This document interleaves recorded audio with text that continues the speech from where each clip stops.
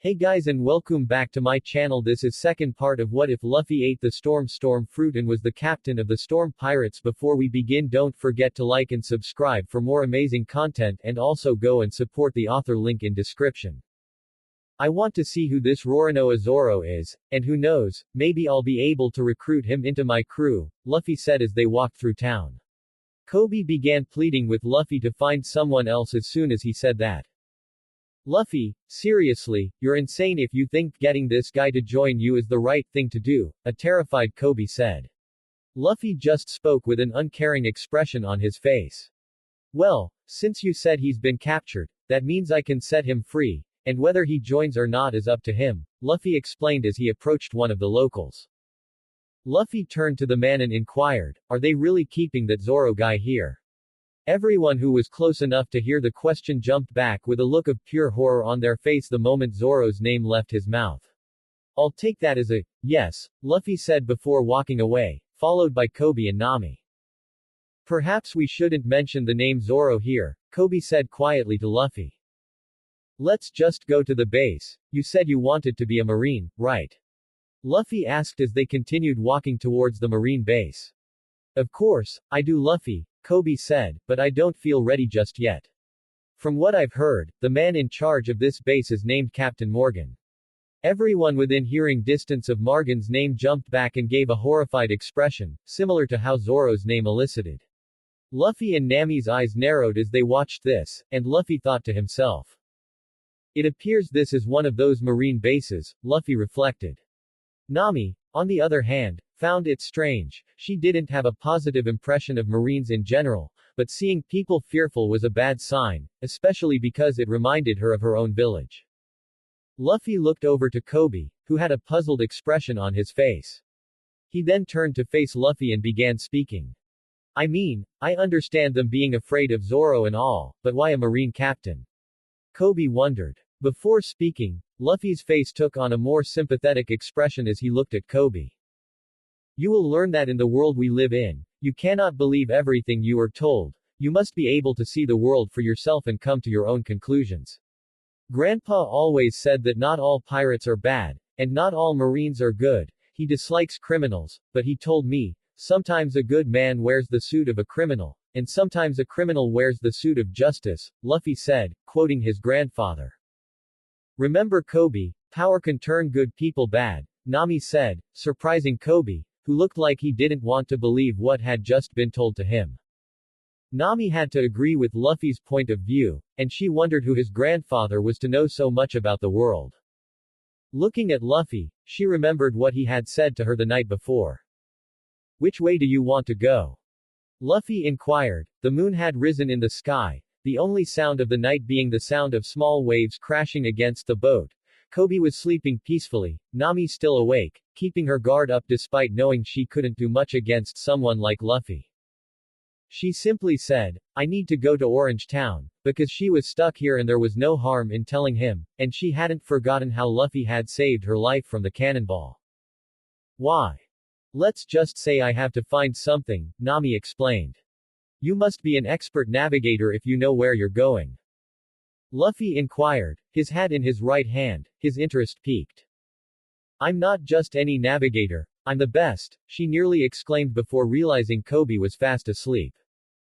Amazing, join my crew, Luffy said as he leaned in closer to her, causing her to back away slightly. Nami yelled at him, pointing a finger at him, hell no, I hate pirates. Be my nakama, as my nakama, I will protect you, even from pirates who have harmed you, Luffy stated earnestly. Nami was taken aback by his words, but she remained silent despite a glimmer of hope in her mind. Why do you hold the hat like that? She inquired, shifting the conversation's focus to the hat. It can't be that valuable, she reasoned, knowing that a straw hat didn't have much berry value. This is my prize, my most valuable possession. This was given to me by a man important to me, he said, holding the hat against his chest and flashing a new smile that Nami seemed to like. Luffy noticed something out of the corner of his eye as they walked and looked to the left to see a man tied to a post in the open courtyard. Luffy smiled to himself. Kobe was about to say something to Luffy when Luffy turned left and began walking along the walls until he suddenly stopped in front of one of the walls and began climbing it, causing Kobe to panic and scream at Luffy. Luffy, what exactly are you up to? You'll be noticed, yelled a panicked Kobe, and Nami wanted to tell him to relax. So, there you are, Mr. Pirate Hunter, Luffy said as he looked at the man strapped to the cross.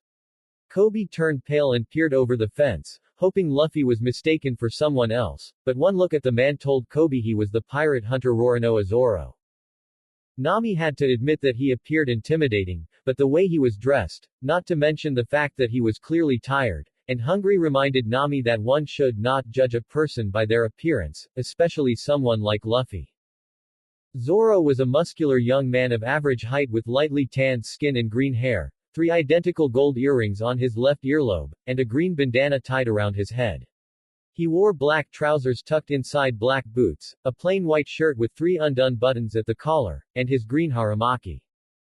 You 3 are an eyesore, he said, drawing their attention. Get lost, he said coldly, causing Kobe to scream and Luffy to look bored.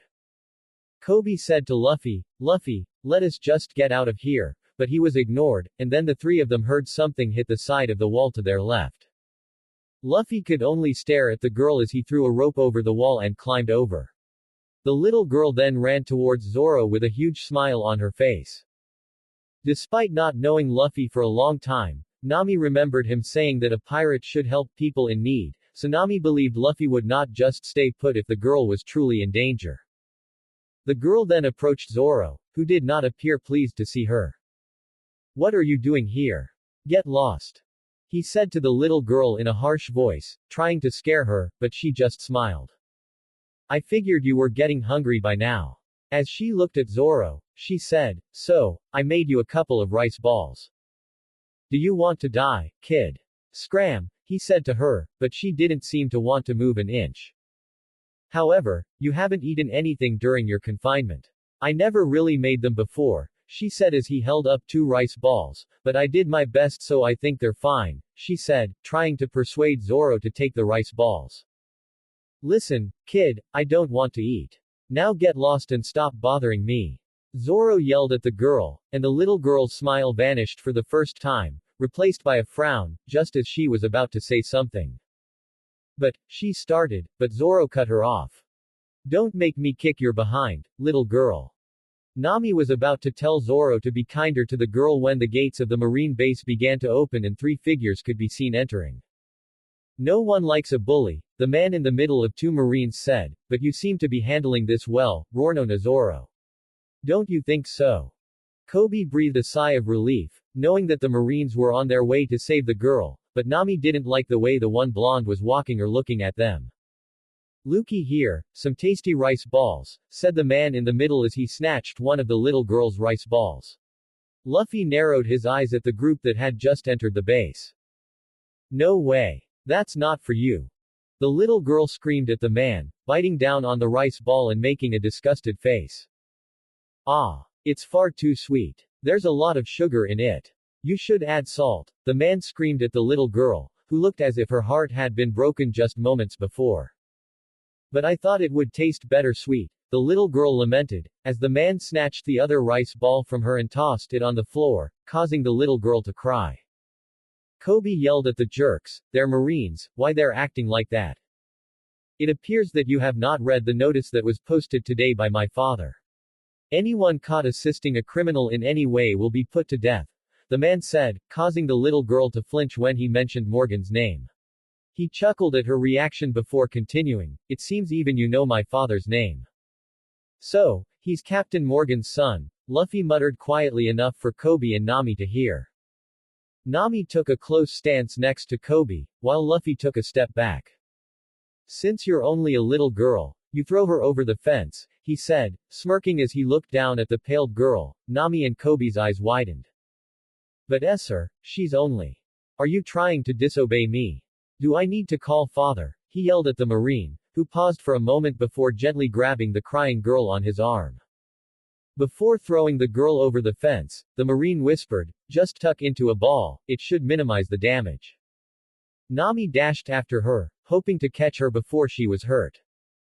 Luffy suddenly vanished before he caught her in mid-flight and safely landed with her in his arms, the little girl smiling at him.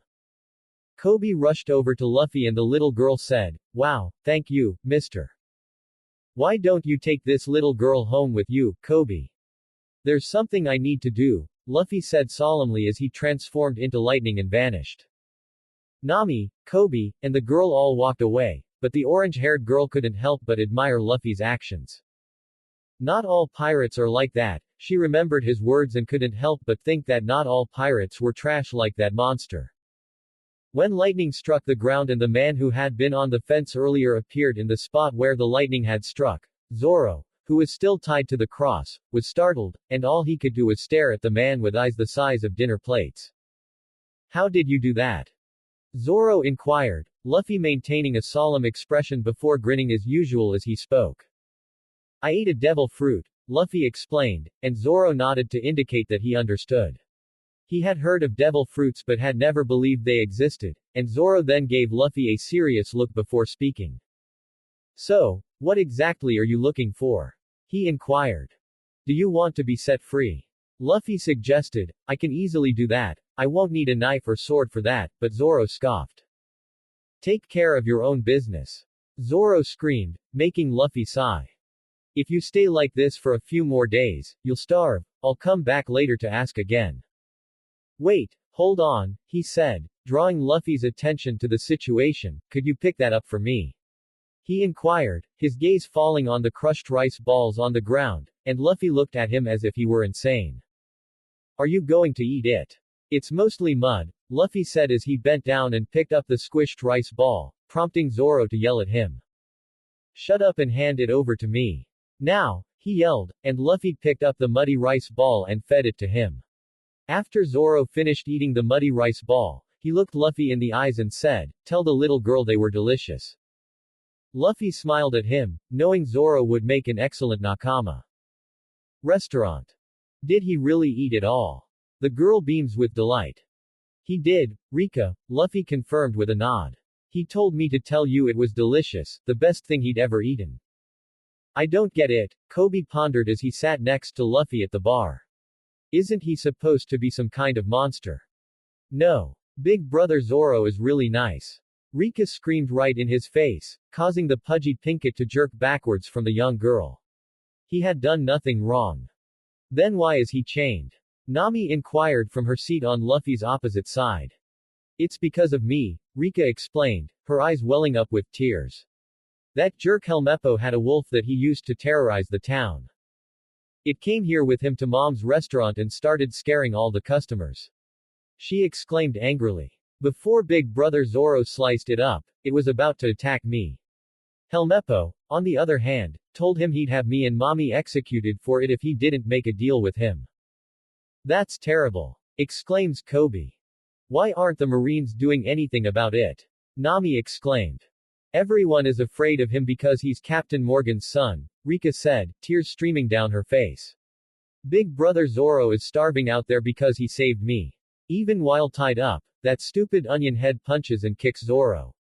Morgan irritates me. He's a tyrant. But no one is brave enough to confront him." Suddenly, the door slammed open, revealing the blonde scumbag himself. "I'm so hungry," Helmeppo sneered at Rika's mother. "You got that? We're eating here for free. Please hurry up and bring me some booze. What is it that is taking you so long?" Before opening his mouth again, he took a look around the restaurant. "Oh, and because I'm bored, I've decided to execute Zoro tomorrow," he exclaimed. "Look forward to it, everyone." He burst out laughing. Luffy had enough of the blonde ass hat by this point, and he stood up, his hat shading his eyes. "Luffy?" Nami inquired, trembling, knowing full well what he was about to do. Luffy stalked up to Helmeppo's laughing form and slammed his fist into the blonde's face. Helmeppo's head warped around Luffy's fist and the rest of his body lifted clean off his chair before crashing through the wall and landing in a heap in the street in front of the restaurant. The other customers inside the restaurant stared at him in disbelief as the pirate grabbed both of the Marines with Helmeppos. "Who da? L or, ooh. Don't you?" Luffy growled at the sniveling blonde. "You're trash, nothing more. Captain Morgan, and I'm his son. I'll have you executed for this." Helmeppo managed to say through the swelling in his face and jaw. The blonde made a threat. You better run back to daddy before I punch you again, Luffy said, threatening to make Helmeppo flinch in fear. The blonde's marine bodyguards groaned and picked up Helmeppo before returning to the base. You know you just made that scene you were trying to avoid, Nami said as she approached Luffy. Now the base is probably going to be on high alert, how am I supposed to get what I came for now? She wondered. Is that what you're looking for in the base? I'll assist you in obtaining it. I kinda want to meet this Captain Morgan and punch him in the face as well, Luffy grinned, causing Nami to sigh and smile.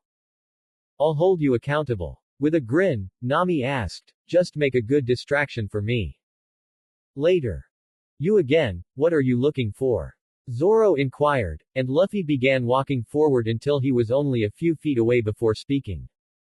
That idiot's son was never planning on following through on his end of the deal, Luffy said, surprising Zoro, he was going to have you executed tomorrow. Zoro's eyes widened and he began thrashing and yelling. What a sniveling little jerk. When I get my hands on him, he'll wish his daddy had flushed him down the toilet like he should have. He yelled. Zoro said, making Luffy chuckle before continuing. By the way, when I heard he was going to execute you tomorrow, I knocked a few teeth down his throat, Luffy said with a grin before continuing. So, there's a good chance your execution was postponed today, Luffy said, widening Zoro's eyes even more. Untie me so I can kick that jerk in the nuts. He screamed, making Luffy laugh once more. This is where my offer comes in, I can untie you and let you live, but you'll have to join my crew, Luffy said, making Zoro pause for a moment before responding. What crew are you talking about? He inquired. I'm assembling a pirate crew, and I'm looking for people to join. So, what is your response? Luffy inquired, and Zoro remained silent for a moment before responding. Listen, that idiot's son stole my swords. If you can recover them, I'll join your crew, Zoro said, making Luffy smile before transforming into lightning and teleporting away. Every marine on the base could be seen raising a massive stone statue of Captain Morgan, while the captain in charge of the marine base, Axe Hand, Morgan, stood off to the side looking at his men working. Morgan was a tall, muscular man with blonde hair and a steel jaw, his right hand replaced by a massive steel axe, the handle of which seemed to go right through his forearm, and he wore a large, billowing coat like a cape. Behind Morgan lay the crying form of his son Helmeppo. Now, men, stand it up. Show off my brilliance to the rest of the world. Morgan yelled at his men, and as the Marines were pulling the giant statue upright, a bolt of lightning struck the statue's center, widening everyone's eyes. Just when everyone thought things couldn't get any stranger, there was Luffy standing in the spot where the lightning had struck, staring at everyone. What am I standing on, this god-awful thing? No one will miss something this ugly, Luffy said as he raised his right leg in the air and coated it with armament haki before stomping his leg on the statue, causing every marine present to start sweating. At first, nothing appeared to have happened, causing a few marines to breathe a sigh of relief. But 5 seconds later, the entire statue suddenly crumbled to dust, leaving Morgan shaking with rage before yelling. Death to him. When everyone looked at the spot where Luffy was standing, they saw that he had vanished and was now standing by the door with Helmeppo. I need you to show me where Zoro's swords are, Luffy said as he walked through the doors of the marine base, Helmeppo slung over his shoulders, as if he didn't have a care in the world. They are in my room. Helmeppo said, it's the door on your left. As they stood in front of the door, Luffy kicked it open and tossed Helmeppo inside, then sent a wave of Conqueror's haki at him, knocking him out. Luffy took a look around the room and immediately noticed how girly it was. The walls were pink, the furniture was pink with flowers on it, and everything about it said it belonged to a girl. Luffy initially believed Helmeppo had misled him and taken him to the wrong room, but when he saw the 3 swords braced against the wall, he knew he was in the right place, so he grabbed the swords and looked out the window, where he saw something that made his eyes widen. A terrified Kobe and Nami, who had a knife in her hand, stood in the courtyard where Zoro was being held captive, trying to free Zoro surrounded by Marines and Morgan himself. As the Marines prepared to fire on Zoro, Nami, and Kobe, Luffy flung open the window and instantly transformed into lightning before teleporting to the courtyard. Luffy appeared in front of Kobe, Nami, and Zoro with his usual lightning strike, putting Kobe, Nami, and Zoro at ease for a moment while startling the Marines. The kid with the straw hat. Fire! At him! Morgan yelled at his men, and Luffy immediately wrapped himself in armament haki and waited for the guns to fire. He didn't have to wait long because, seconds after Morgan gave the order, every Marine with a gun pulled the trigger. What happened next stunned everyone. The bullets that were fired at Luffy hit him, but did no damage, they simply squished to the ground as if they had hit a metal wall. That won't work on me, Luffy said, his eyes cold as a killer as he stared at them. Can you tell me who you are? Zoro asked, his eyes the size of dinner plates, and Luffy turned him around and cut him free with one of Zoro's swords before speaking. My name is Monkey D. Luffy said as he handed the swords to Zoro, and I'm going to be king of the pirates. Morgan gave his men new orders before Zoro could say anything to Luffy. Use your swords if bullets don't work. As he said that, all the Marines drew their swords and charged Luffy, Zoro, and Kobe. Before they could reach them, Zoro intercepted them, holding off each of their swords with all three of his. Luffy was taken aback by the fact that Zoro was wielding 3 swords. Zoro held 2 katanas in his hands and the third katana he placed in his mouth. Make one move and you die, Zoro said to the Marines, causing a few of them to cry, before turning his attention back to Luffy and saying, today I officially became a criminal because I fought against the Marines. So, I can assure you that I will become a pirate, but there is one thing I want you to know. I dedicate myself to achieving my ambition while I am with you, he said, turning to face him before speaking. Which one is it? Zoro smiled and spoke with a lot of determination when Luffy asked. To become the greatest swordsman in the world and nothing less, he said, smiling at Luffy before responding. The king of the pirates would have no less on his crew, Luffy said. What are you waiting for, men? Go ahead and kill them. He yelled, and his men all backed away from Zoro, allowing him to stand before speaking in a terrified tone. Sir, we're not going to be able to beat them, one Marine said. They're monsters, said someone else. If we face them, we will only die, yelled another Marine, Morgan trembling with rage. Every Marine who is spouting weakness, pull out your gun and shoot yourself in the head. This is a direct order. Morgan yelled, and Luffy initially thought he was crazy for giving such an order because no one would be stupid enough to obey it, but Luffy was surprised when the Marines actually raised their guns to shoot themselves. What a bunch of idiots, Luffy thought to himself as he watched the Marines raise their guns to shoot themselves. Luffy quickly fired a controlled blast of Conqueror's Haki at the Marines, knocking them out and leaving them foaming at the mouth. Morgan quickly caught himself and swallowed his fear before speaking. A leader who cares so little for the lives of his own men is nothing but scum, Luffy said in a tone that sent shivers up Morgan's spine. They were scumbags. In this world, power and titles are all that matters. That's something a knucklehead like you would never comprehend. Morgan yelled as he charged towards Luffy, but he abruptly came to a halt. Luffy's right arm had turned to lightning, and a bolt of lightning flew towards Morgan's chest. Zoro had expected the man to be electrocuted, but the bolt of lightning pierced his chest like butter, taking the shape of a sword made of lightning. Morgan collapsed to his knees before spitting a large amount of blood leaking from his mouth, eyes, and ears before falling to the ground, dead. Instead of trying to exact revenge on Luffy as he had expected, the Marine soldiers who were unconscious on the ground began to regain consciousness as he walked back towards them, and when they saw the body of their dead captain on the ground, they began cheering and thanking Luffy for freeing them from Morgan's reign.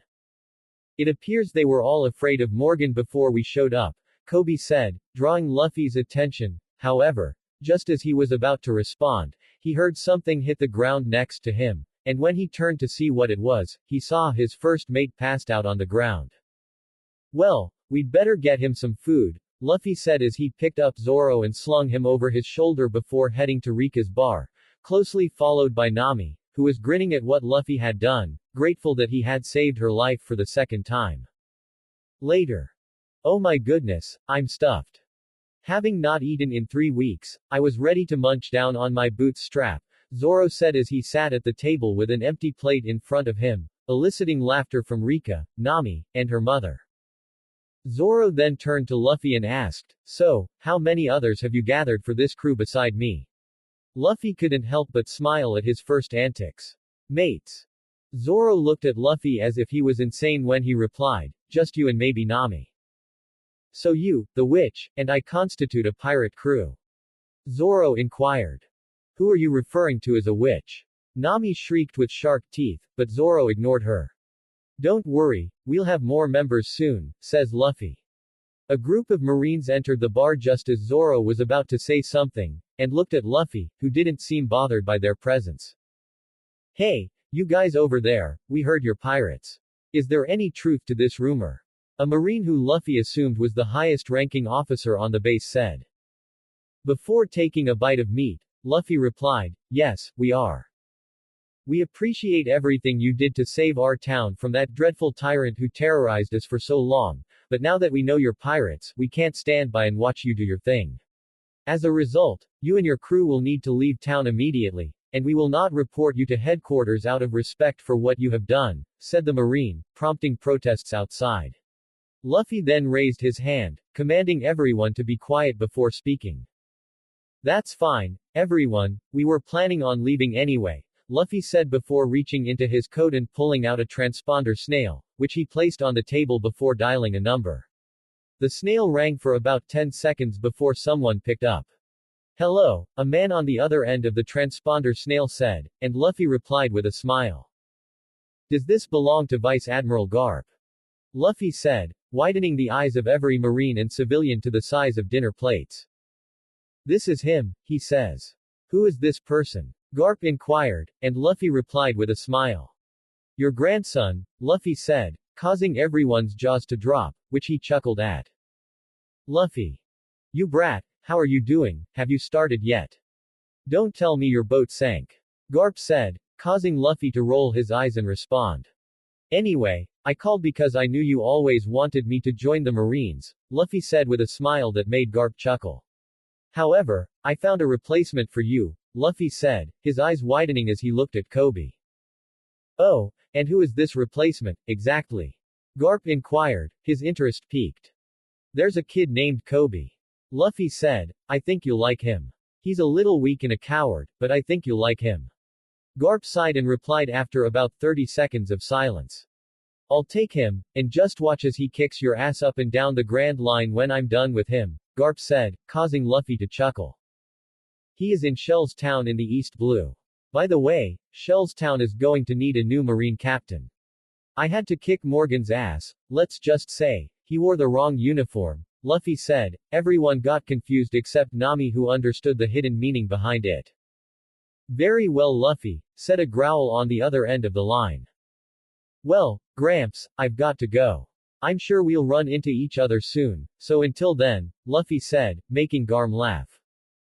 "Take care of yourself, brat," Garp said as he hung up the phone.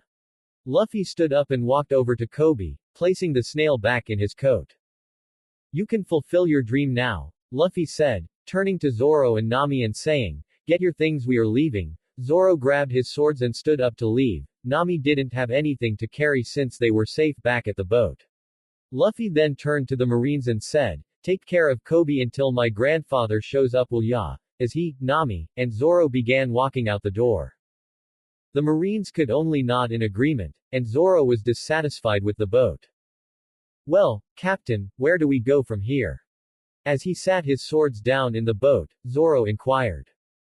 "We need to find a treasure in Orange Town," Luffy said, Nami suddenly having berry eyes. After an hour they left the town. Nami turned at Luffy with an angry look. "Why didn't you tell us that your grandfather is Garp, the hero of the Marine?" Nami demanded. Zoro just raised an eyebrow. "You didn't ask," Luffy simply said as if it was the most normal answer. "What do you mean, we didn't ask? Did you expect us to just simply ask something like that?" Nami screamed with sharp teeth. Luffy just laughed at her reaction before Zoro decided to ask something he wanted to know. "Oi, Luffy, what was that thing you did backstreet the Marine base?" Zoro asked, his right eye open, while his left eye closed. "What I did at the Marine base and in that house was something called hockey. It's basically weaponizing your soul into fighting spirit, intimidation, or presence. The presence part is called Kanbunshoku Haki. I used it to stop all of the bullets in the execution yard. It lets you sense anything that is too far away to see or is unable to be seen, like it's behind something. When it's mastered, though, you can use it to sense movements when they're about to be made or before they're made. Luffy explained. Before you ask, yes, it can be trained with one more. Zoro grinned in excitement before getting a curious look in his eyes. What about the other one that can be trained? He asked his straw-hatted captain. The other trainable one is called Busoshoku Haki. This one is like putting on invisible armor, or putting visible armaments for offense. You can imbue this into weapons like your swords there. He nodded at Zoro's swords on his waist. By doing this, you can bypass devil fruit defenses and increase the strength of your attacks. Luffy explained. What about the other? Those two don't sound like what you've used before. Zoro said curiously. The third one is the rarest and the strongest if you can master it. It's called Haoshoku Haki, and only 1 in a million are born with it. When it's used, you're using your willpower as a weapon. When I used it at the Marine base, I overpowered the wills of the Marines there, though it was a weak pulse. I had to use a weaker wave, which is really hard to concentrate on. He explained again. 1 in a million, huh? Zoro mused to himself. Do you think I might have that? He asked Luffy in genuine curiosity. Luffy just shrugged in response. Now since we will eventually go to Grand Line, we need to work on your haki. Luffy gaining the attention of his crew. Nami shuddered at the thought while Zoro smirked, prepared to train, no matter how hard might be. How will we do that? Nami asked, slightly nervous of what Luffy had in store for them. Instead of answering, Luffy just grinned before he pointed a finger at her. Before she could ask what he was trying to do, she felt an attack coming, but before she could think where it was coming, she felt a sudden shock across her body. It was harmless. What was that? She screeched at him with shark teeth. In order to train your observation haki, you need to start by trying to dodge attacks. My grandpa used a bat when it came to me, but since that would be overkill, I will use a harmless amount of voltage, he explained, before he pointed at Zoro and did the same. The same as Nami, he too was struck by the voltage. Nami protested that they should try other ways. This is the only way. First is observation and then we will start with armament haki, Luffy explained.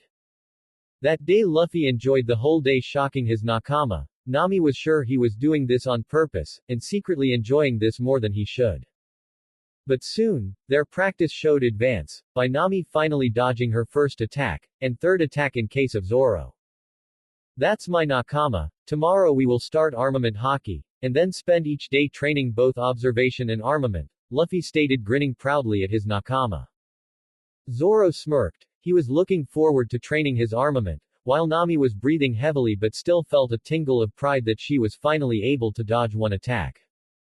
After 1 week, they soon reached the Orange Town. It had been a week now since they started their training. Zoro had shown the most promise when it came to armament haki, training with Luffy, and meditating. Nami had shown talent for observation haki. She had reached being able to dodge 5 times.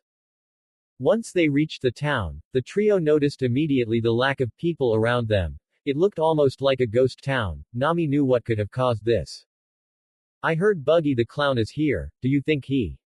Zoro asked, knowing what people could do to other people. If he did, then I will tear his body apart, Luffy growled with a dark tone which took both Zoro and Nami aback. They knew Luffy is a cheerful guy, but this tone sent shivers in both of their bodies, reminding them that Luffy was much stronger than them. They started walking through the town. Silence fell over them like a violent river. Not being able to handle the silence. Luffy, this is how most pirates are. Not everyone is like you, Nami stated, knowing by now that Luffy was not a monster. I know, these people paint everyone else with bad color. This pirates know they're nothing compared to an actual pirate from Grand Line. Instead they come here to make themselves feel stronger, Luffy said, his eyes covered in shadows by his hat.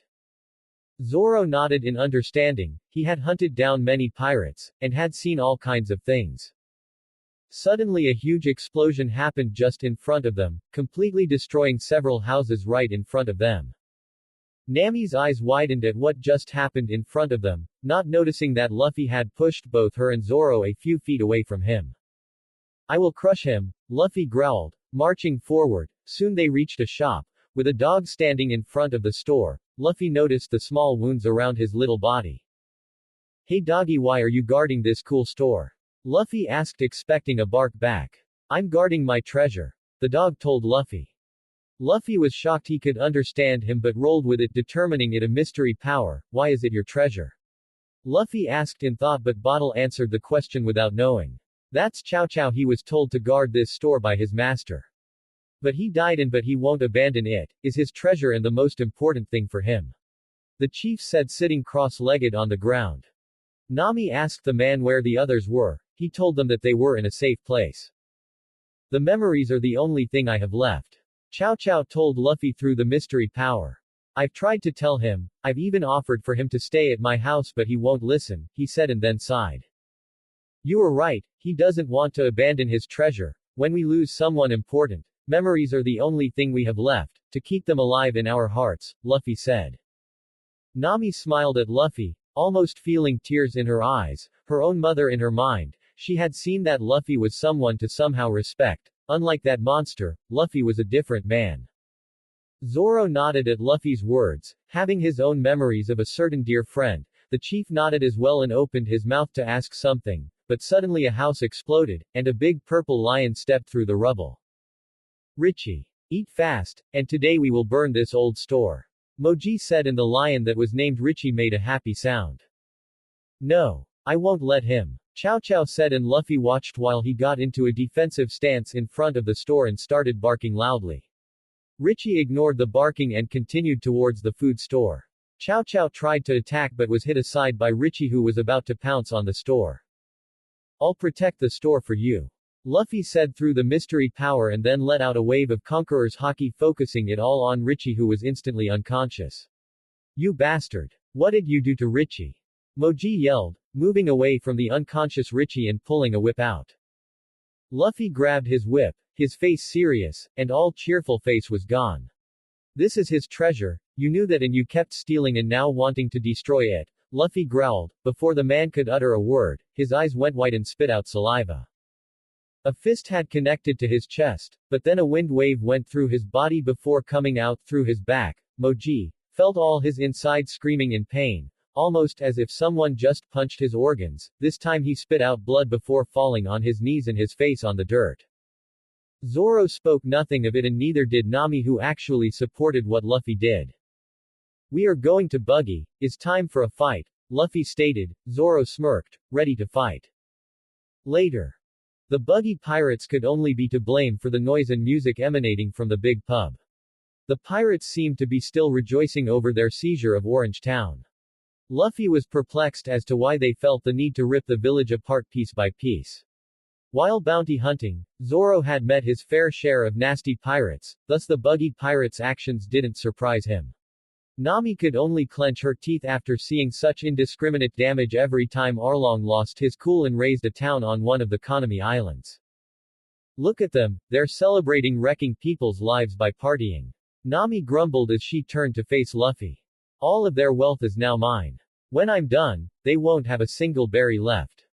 You should leave a portion of it for the community to reconstruct thereafter.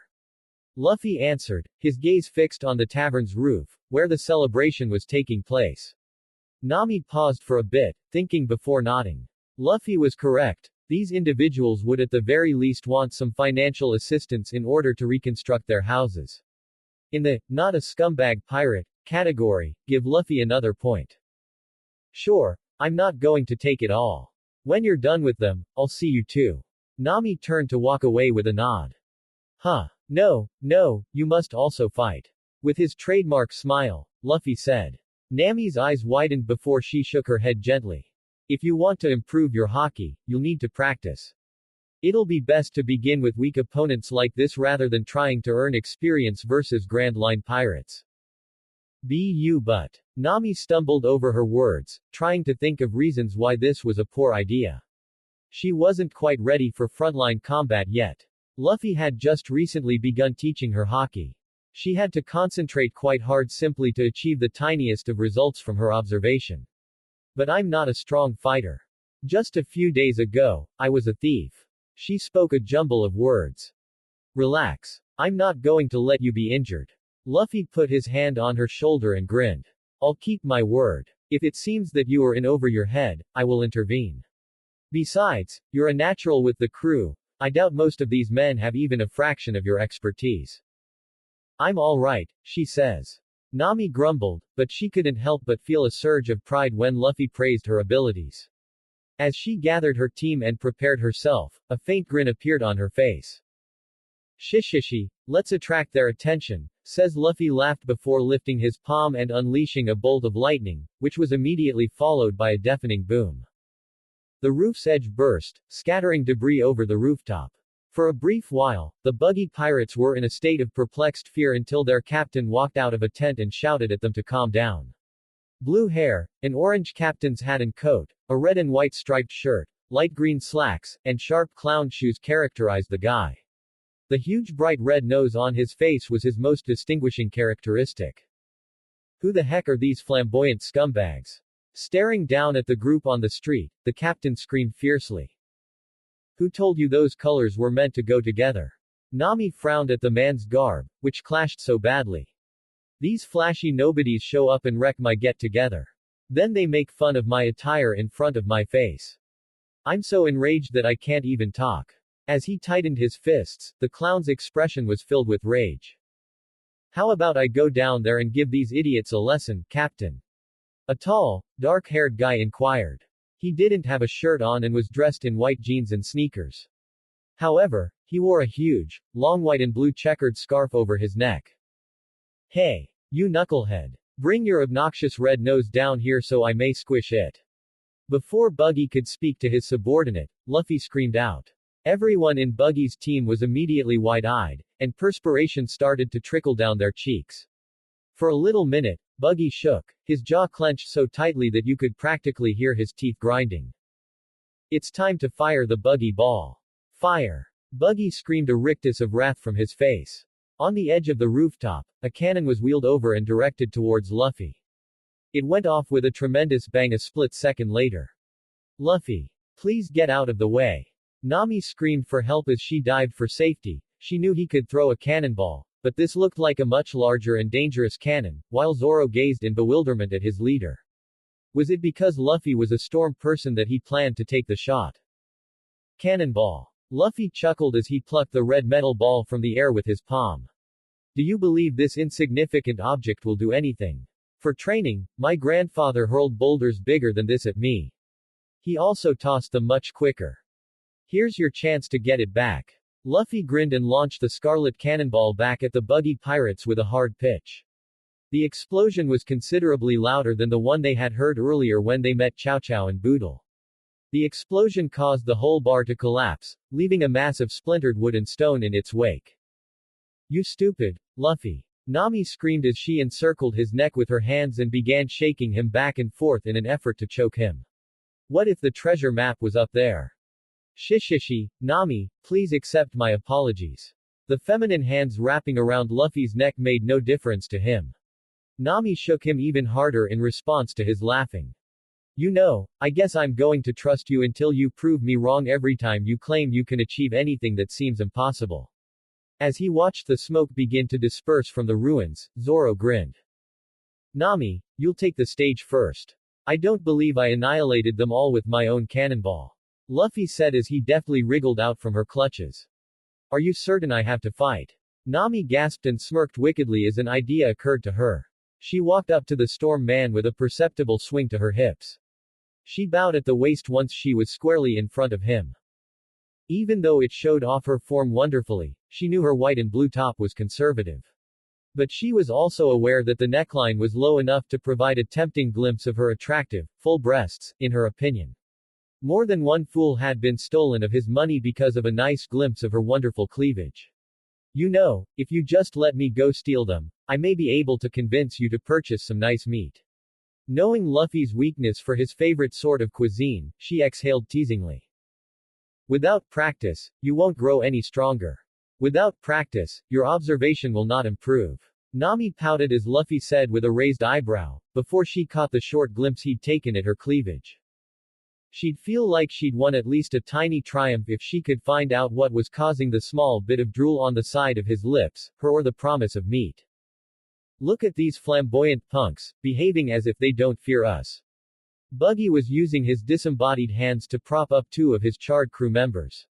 His hands were free-floating and his arms were folded in front of him. He's got a devil fruit. Nami exclaimed, her eyes widening.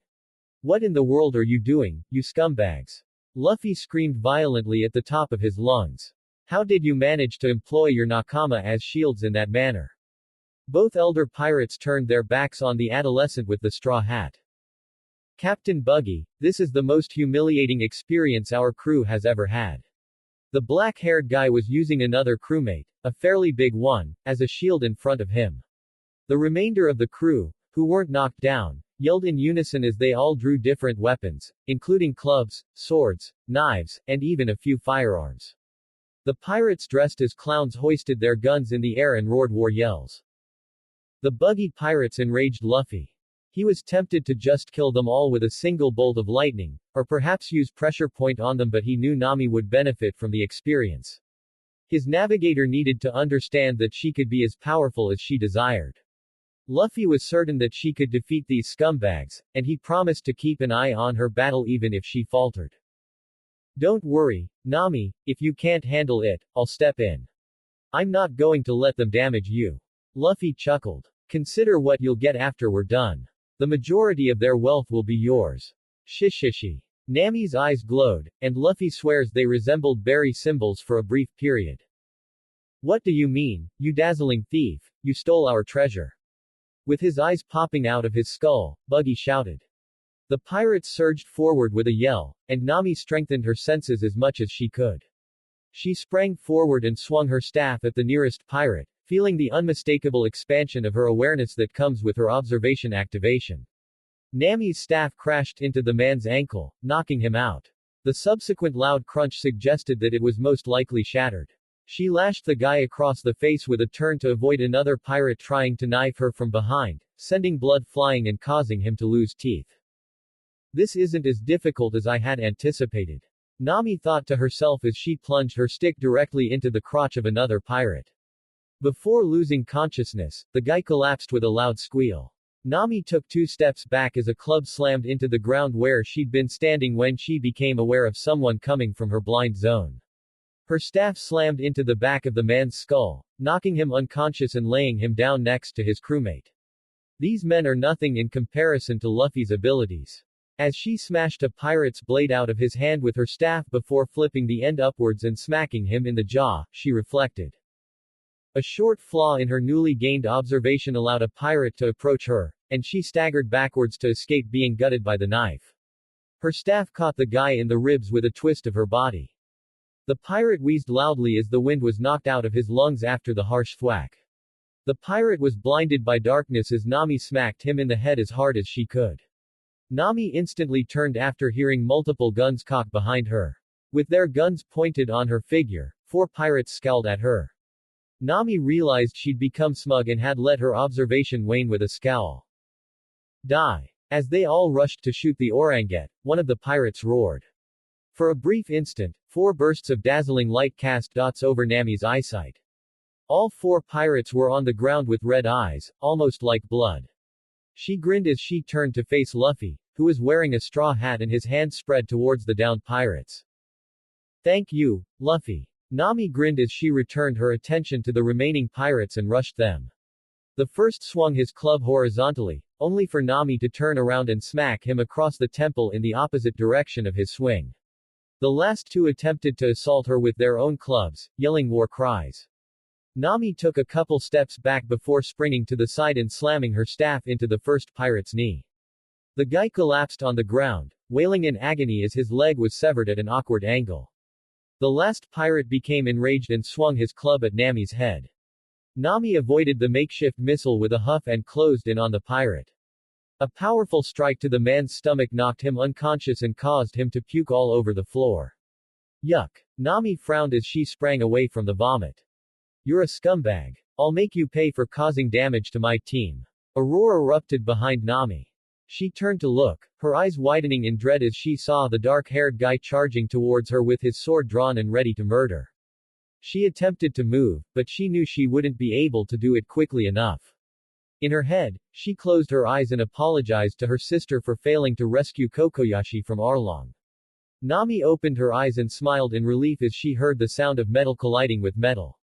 Zoro stood in front of her, nonchalantly gripping the pirate's sword with one of his own. Oi! What sort of swordsman strikes from the rear? Do you think you're above the law? Zoro interrogated the long-haired pirate before slashing him in the back with his sword. Nami moved away from the oncoming brawl as the two pirates stared each other down.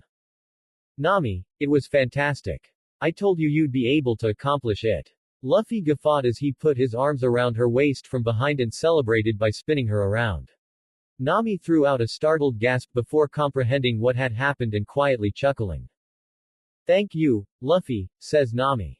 She sighed and grinned as she leaned back onto his chest.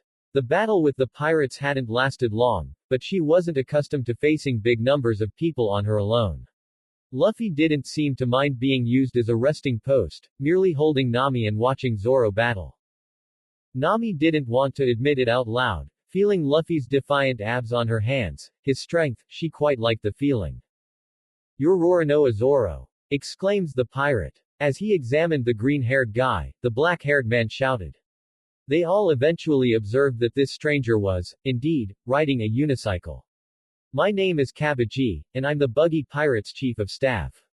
As another swordsman, I eagerly anticipate severing your skull. Kabaji leapt forward on his unicycle, sprinting towards Zoro. Old man's flame, says the acrobat. The startling blast of fire shocked Zoro back in surprise. Kabaji's foot lashed out as a result of the diversion, the sharp toe of his shoe slamming into Zoro's ribcage. What was it, anyway? Kicking and tricks. Do you think you have any honor as a swordsman? Zoro had swiftly regained his footing, gazing at the guy the whole time. Honor. That is not something I need. All I need is to win. Acrobat technique. A murder case in the steam of a hot spring. Kabaji chuckled as he spun and hopped about on his unicycle, stirring up a cloud of dust in the process. This person irritates me to no end. Zoro hissed, attempting to perceive his opponent with his newly acquired observation. Zoro deflected a blade that emerged from the fog with his left sword. Another kick followed, but Zoro had nearly seen it coming. With a short step back, the kick was completely missed. As he spotted Kabaji through the tiny veil of dust, Zoro's eyes darkened. You weak coward, you bring dishonor to swordsmen worldwide. Facing all three of my swords is more honorable than dealing with garbage like you, so I'm going to stop this now. Kabaji heard Zoro's strike before he could respond. Oni Jiri. Kabaji's left shoulder, left side, and right arm all exploded in blood. Before he ever struck the ground, Zoro was behind the fallen guy, who was already down. Kabaji. As he witnessed his chief of staff fall in combat, Buggy screamed in terror. Shishishi, Zoro, good battle. Luffy expressed his gratitude to his swordsman. That was a waste of my time. What a cook. With a snort, Zoro added his 2 cents. Buggy's hat cast a shadow on his face. You have no right to do this to my team. I'm going to murder you all. You hideous red nose, we're pirates. As he moved away from Nami and began going towards Buggy, Luffy responded. You scumbag, don't bring up my nose. Buggy was enraged. What exactly is your objective? What brought you here? We've come to recover your wealth as well as the chart you took. Nami smirked and demanded. Big nose, hand them over. Luffy issued an order to the elder pirate, threatening him with violence if he didn't obey. Yahahaha. You no-name novices aren't welcome on the Grand Line. What do you intend to do while you're there? Sightseeing. Make no attempt to make me laugh. Buggy screamed loudly, causing Luffy to come to a halt. I'm going to be the Pirate King, Luffy declared. You flamboyant knucklehead. You. Who is going to be the Pirate King? Then I'm going to be God. I am the one who will amass all of the world's wealth. Buggy shrieked, his eyes bulging and his teeth mimicking those of a shark. Shishishi, as if I'd pay attention to a lecture from someone with an ugly red nose like you. Let's get this over with as soon as possible. As he took his battle position, Luffy laughed. You scumbag. Buggy yelled, a knife clutched between each of his fingers and pointed at Luffy with both hands. Bara bara cannon! Exclaims Buggy. The clown screamed and thrust his hands forward, attempting to impale the obnoxious punk. The punk, though, wasn't where he'd been a split second before. Buggy was sent to the ground after a hard strike to the side of his face. You're not that bright, are you? By declaring their strike, who gives their opponent time to react? As Buggy tried to get back on his feet, Luffy questioned. I mean, if you weren't in a fierce war, I could understand. Or if you just outclassed your opponent to the point where it didn't matter. But it's not the perfect moment to do it right now. I'm going to murder you. Buggy hissed as he turned around to attack Luffy from behind with his still flying hands. Luffy grinned as he effortlessly escaped Buggy's floating hand sneak assaults with barely little movement.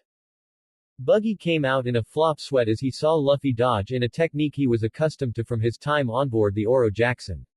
How can a pirate with no name like you know what hockey is? I got that from my grandfather. Straw Hat, I'm still going to murder you. Buggy screamed with considerably more assurance than he felt. Luffy's sandal-clad foot smashed into Buggy's chest, sending the clown down the street in another burst of light. I have my doubts. Luffy spoke casually, as if he were talking about the weather rather than a life-or-death battle. This is really rather disappointing, so I'm going to call it a day. Luffy's hand was engulfed with barely visible white air. Nami looked confused at what she was seeing. It looked like air around his arm suddenly became visible, concentrated around his arm, making it visible. Air fist. He smashed his hand on Buggy's chest. A sudden air came out from behind his back, like a strike of air going through him. Buggy faded away like a speck on the horizon, as Luffy triumphantly raised his fist. That was a bit of a letdown. As he and Nami moved up to Luffy, Zoro made a remark. Shishishi. Nami smirked and jokingly bumped Luffy with her shoulder as she walked by. So, I'm going to start snatching up practically all of the wealth they have. I'm sure they'll have the Grand Line map, as well as the riches. Nami grinned as she began walking closer to the tent that had been put up behind the bar. It looked strange, and Nami assumed it was Buggy's hideaway for the stuff he'd scavenged. Well, it seems that the former mayor got the remainder of the town people as you requested.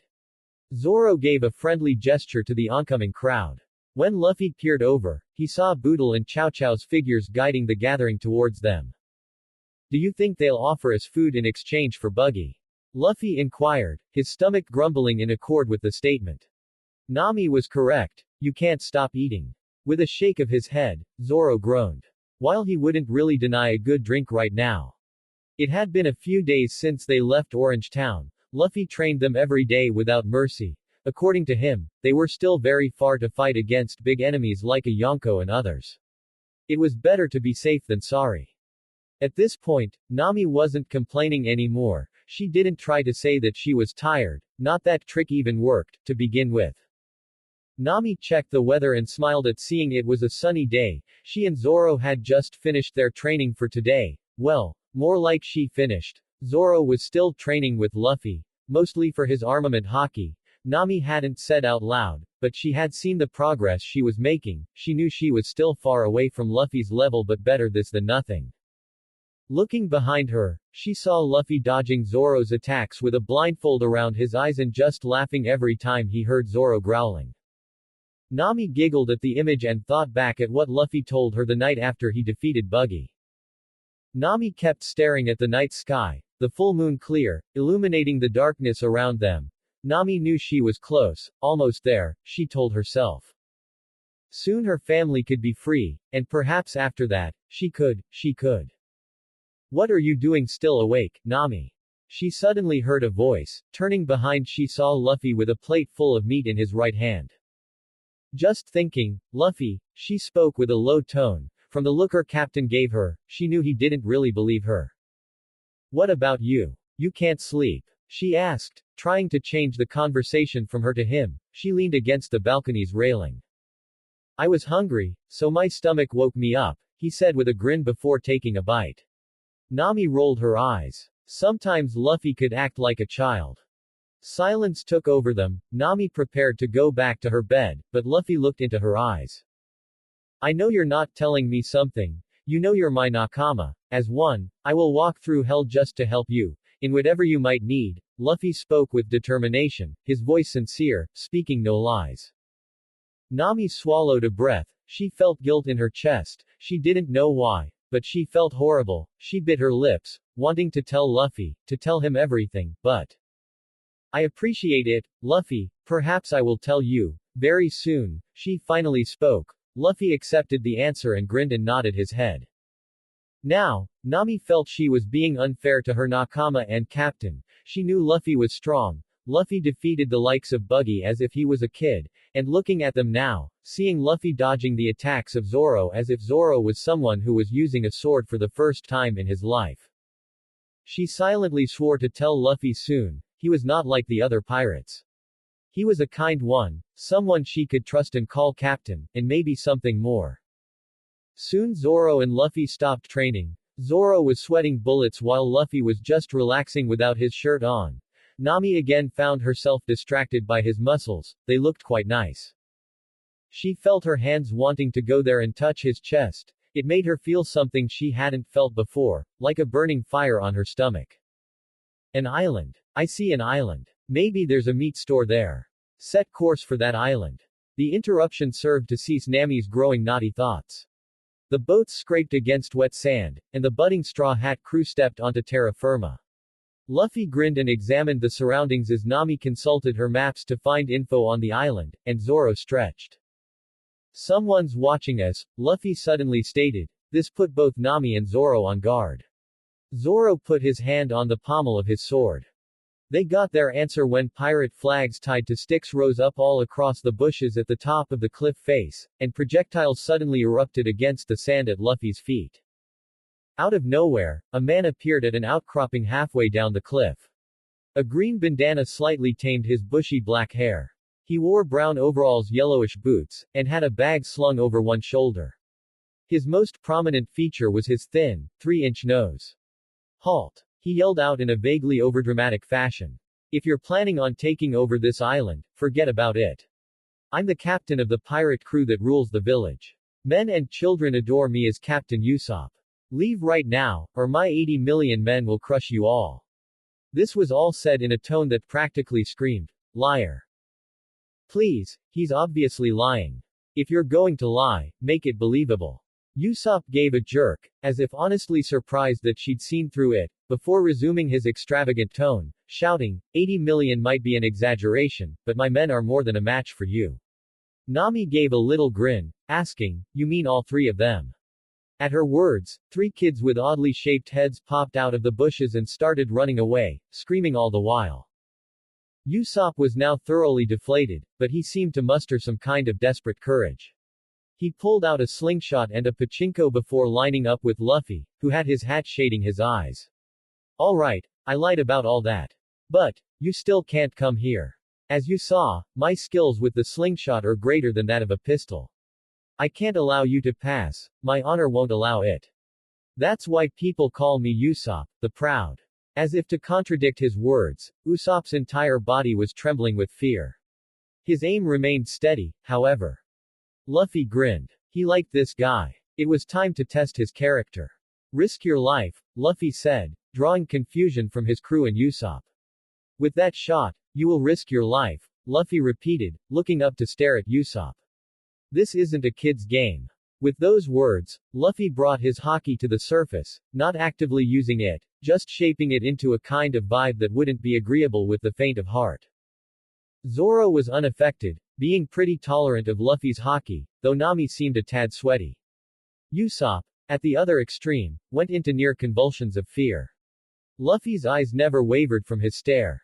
Zoro added fuel to the fire with, the man before you is a true pirate, don't toy with us. Slowly, Usopp sank to his knees, slingshot forgotten. I should have known, he said. The words of a true pirate are much more intimidating than my own. He hung his head. He was still conscious, which told Luffy a whole lot right there, such as the fact that despite the man's obvious fear of conflict, he had an iron will that he might not even be aware of.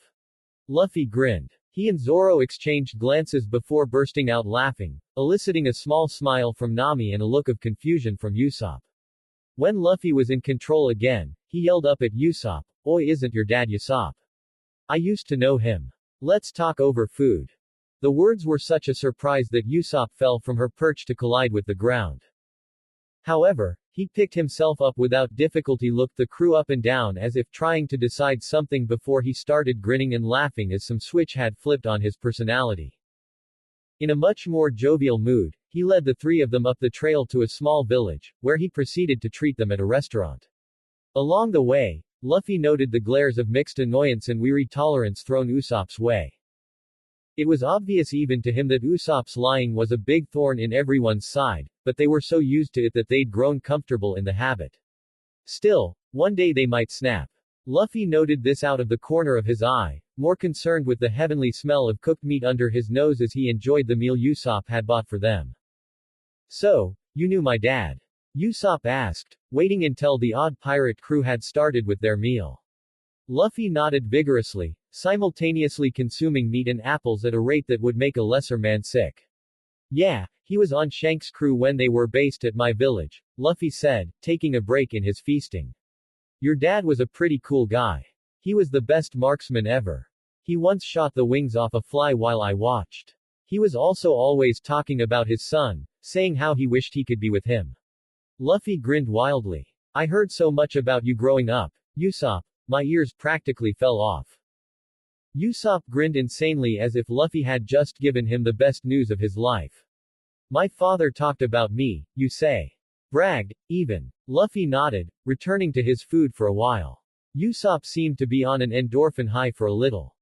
Soon they talked about what they were doing and where they were going next, with Luffy stating that they would soon go to the Grand Line. Usopp, who'd been totally lost up to this point, suddenly looked like he was having a stroke. Everyone at the table looked at him in concern before he managed to stutter out, "TT the G Grand LL line." At that, Luffy, Nami, and Zoro all sighed, forgetting that the crew's destination was the object of much fear. Luffy patted Usopp on the back, slightly clearing the man's lungs after they'd contracted in proxy fear. "Cheer up. We're strong. Besides, I'm the one who's going to find One Piece and become the Pirate King. I need to go to the Grand Line to do that." The logic was groundless and straightforward, but it seemed to hit home. Usopp's gaze turned inward before he started to talk as if to himself. "My dream is to be a brave warrior of the sea, like my father before me. He's in the Grand Line. If I could make it there." His expression was oddly somber before he closed his eyes and smiled as if suddenly thinking of a joke. "It's too bad I'm too big a coward to leave this village. I like you guys, but with all respect, you're sailing to your deaths. Still, is there any way I can help you with? I want to be able to say I at least tried to help." Luffy grinned before shaking his head. It was up to Usopp to realize that his heart had already decided. Focusing on the present, Luffy addressed the immediate problem for the crew. "Now that you mention it, is there a place we can find a ship? We can't keep going around in two small boats, or at least that's what Nami says. I don't see why, but she's the smart one, so." He failed to notice how Nami flushed slightly at the compliment. Usopp looked as if his first instinct was to lie and say there was no such place, but then his mouth closed as he started to consider it. He'd promised, hadn't he? Besides, this man had the kind of aura that made Usopp want to earn his trust, not abuse it. Debating internally, he finally decided to take the right-hand path. "Well, I'm friends with the Ajo-sama that lives in the mansion up the hill. She's been depressed since her parents died, and I've been amusing her with my lies. Maybe if I put in a good word, she'd consider having a ship commissioned for you. Is that okay with you guys?" Luffy grinned, looking to see identical smiles on his nakama's face. "Let's give it a shot. But first, we finish eating." With that, Luffy seemed to inhale all the food on the table in the blink of an eye, making Usopp's eyes widen and Nami and Zoro start muttering about finishing off our food for us again or some such stuff. Luffy paid them no mind. The chief tenet that he lived his life by was, when you're hungry, eat, regardless of the food was his or not. A king needed strength to rule his subjects, after all. Still casting looks towards Luffy, Usopp led them out of the restaurant. He was just about to lead them up towards the manor when Onion, Pepper, and Carrot jumped out from behind some nearby barrels, carrying wooden daggers and yelling, "For the Usopp Pirates!" They began their charge straight at the trio of pirates, not even noticing their astounded captain. "Nothing permanent," Luffy nonchalantly commanded, before waiting until the last second to give Carrot, who'd aimed for him, a bash on the head that drove him into the dirt. In the same moment, Zoro had chopped Pepper with the back of his blade, and Nami had given Onion a kick in the kinmata. The three children dropped like rocks. Usopp looked appalled at the damage to his crew. "Oi, why'd you do that? They're just kids." Luffy shrugged and merely said, "They got in the way." With that, he arranged the three more comfortables on the side of the road to avoid foot traffic and allow them to be unconscious peacefully.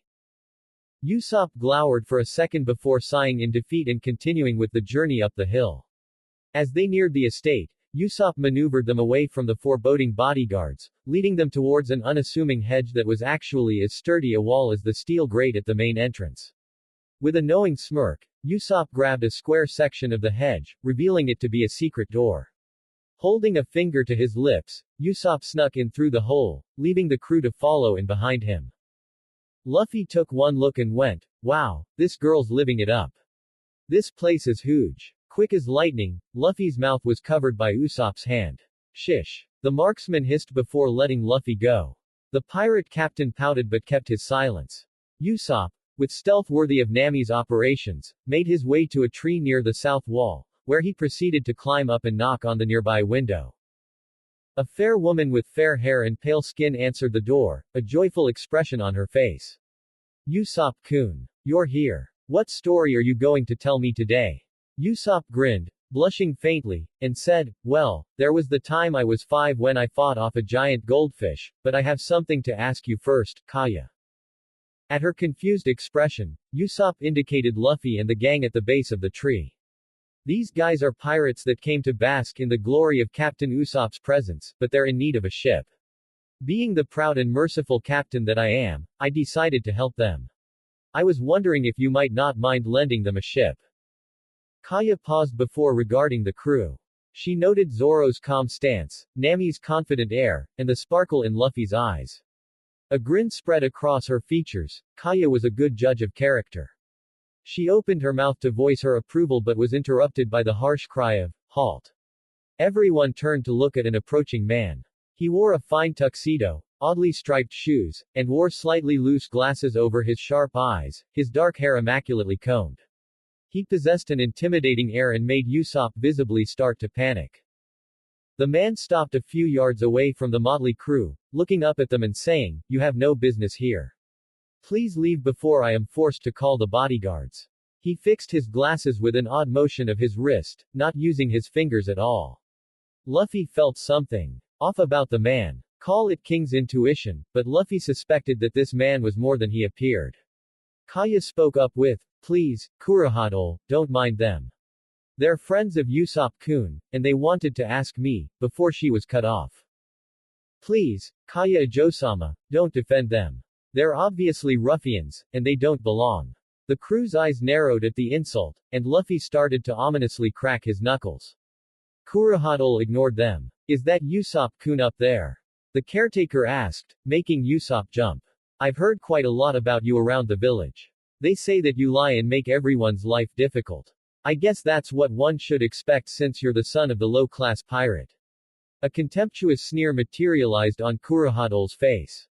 Usopp's fear melted into anger in the space of a second. "What did you say?" Usopp asked with as much malice as he could muster as he used a hook in his bag to descend to the ground. Kurohadol glared at Usopp as if he were something dirty he'd gotten on his shoes.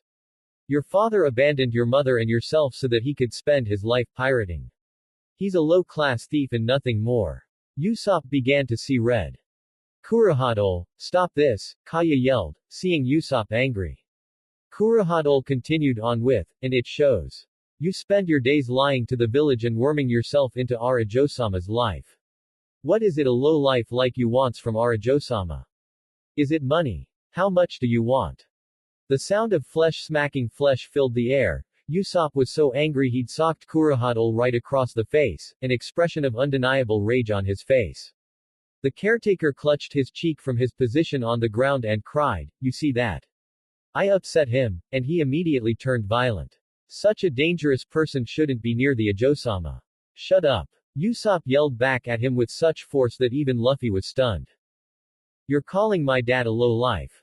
He's anything but. My father sails the seas as a true warrior of the sea. I'm proud to be related to him, for I'm the son of a pirate." A baby flicker of haki, too small to be felt, burst forth from Usopp as he said this, making Luffy pause in his advance to join Usopp in hitting the caretaker. Wow, he used haki just by proclaiming his pride in something. This guy really isn't just a coward. Unexpectedly, Zoro wasn't forced to hold Luffy back. Instead, Luffy gave a grin. Usopp had just become the object of Luffy's whims, and that was a place no sane person wanted to be. Luffy yelled, "Usopp." The man turned from his glare at Kurohadol to regard Luffy with curiosity. "Don't just say it, prove it." Luffy chuckled encouragingly. "We need a marksman. Join our crew and be a true warrior of the sea like your dad." Usopp's eyes widened in surprise, while Zoro and Nami just grinned a little at their captain's antics. He'd snagged a pirate hunter and a pirate thief so far, so a pirate heir was par for the course. Before the long-nosed man could even process the offer, Kurohadol stood up. He dusted himself off and said, "How you lowlives decide to gather together does not concern this household. All of you, leave now." Usopp glared at him one last time before turning to leave the way he'd come, Luffy and the crew following behind him. On any other day, Luffy would have socked the man all the way to Fuchsia village, but today he had a man to convince that being on the Straw Hat crew was the coolest thing in the world. "No," Usopp said, crossing his arms with finality. "Ah, come on, why not? Being a pirate's fun. We get to go adventuring, do whatever we want, and see the world. What more could you want? I'll even make it a point to go looking for your dad. Please come with us." It was shortly after the group had left the mansion, and Luffy had kept up a non-stop barrage of wheedling, which had so far been unsuccessful. Usopp was obstinate when it came to leaving his home. As he'd repeatedly said, what would the Usopp pirate crew or Kaya or the villagers do without my lies to excite them? Of course, the people in question would have told Usopp in a heartbeat to follow his dream, but Usopp didn't take that into consideration. Luffy, on the other hand, didn't care. "I don't care about that. You are going to be part of my crew." Usopp threw up his hands in exasperation before an interested expression came on his face. "Ooh, what's that?" Everyone turned to look at. Nothing. When they turned back around, a small dust cloud in the distance was the only thing to mark that Usopp had ever been with them. Zoro sighed. "I'll give that guy one thing, he can run like hell." Nami nodded in agreement, impressed that someone could run that fast. Luffy sighed. "Damn, and just when I was wearing him down. Now, we need to find him so I can keep working on him." As the three walked down the path, they came upon the slowly awakening Usopp pirate crew. Luffy grinned at the lucky coincidence before making his way over. In a matter of minutes, Luffy had reached the coast. Usopp was indeed there, staring off at the waves. "I know you're there," the man remarked as Luffy walked up. Luffy sat down next to Usopp, not saying anything yet. He could sense that Usopp was wrestling over something. The breeze was comforting as the two sat there at the border of the sky, earth, and sea, while one of them dealt with an internal crisis on an unprecedented scale. "When I was a boy," Usopp eventually said, getting Luffy's attention. "I used to go running through the village like I still do today, screaming that pirates were coming. I did it because I hoped if I said it enough times, it would come true. I wished that I would see my dad's ship on the horizon and know that I wasn't alone in this world. But he never came." Usopp sighed heavily, staring at his hands. "It never even occurred to me to go looking for him myself. I was too cowardly. So, I just stayed here and kept lying to everyone, including myself. It's all I know how to do. But you guys." Usopp shook his head with an unrecognizable emotion. Wonder. Disapproval. Something else. "You guys are so vibrant. Not an hour ago, I didn't know you existed, and yet you've done more exciting things in the time I've known you than I've had my whole life." Usopp chuckled to himself. "I want to go with you, I truly do. But, how can I? I've got onion and pepper and carrot.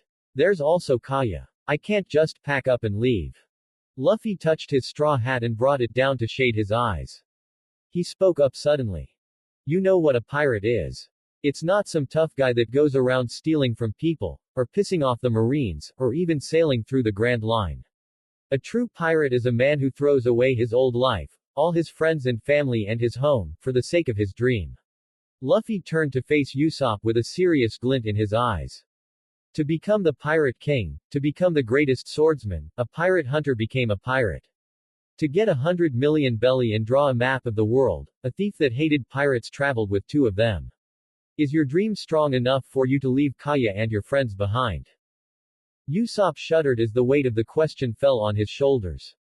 Fortunately for him, he didn't have to answer right then and there because of the arrival of 2 very suspicious people at the bottom of the cliff. Usopp turned to look at them. One of them wore a cowboy hat, heart-shaped sunglasses, and had some odd goatee. His wardrobe looked like it had come out of the closet of some demented disco dancer, and he was toying with an odd steel ring in his hand. The other man was none other than Kurohito, the caretaker. Luffy was curious as to why the high and mighty guy was meeting at such a strange place with such a strange guy and joined Usopp in quietly listening to their conversation from their lofty perch. Kurohito turned to regard the odd man. Django, I thought I ordered you to remain inconspicuous. I find you lying in the middle of the road asleep with 3 kids. Don't tell me that you still have that problem.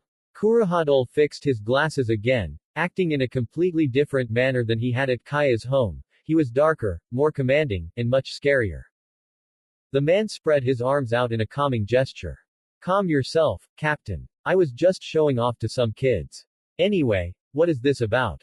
Your plan to insinuate yourself in the Ajo-sama's life and steal her fortune has played out beautifully for the past 3 years. My men are in place and raring to go. What possible reason do we have for this meeting, Captain Kuro? Unbeknownst to the man, he had just provided a gold mine of information to the 2 young men above them. See Captain Kuro. As in, Kuro of the Thousand Plans. He was one of the most notorious pirates in East Blue in his time, his planning abilities were unmatched.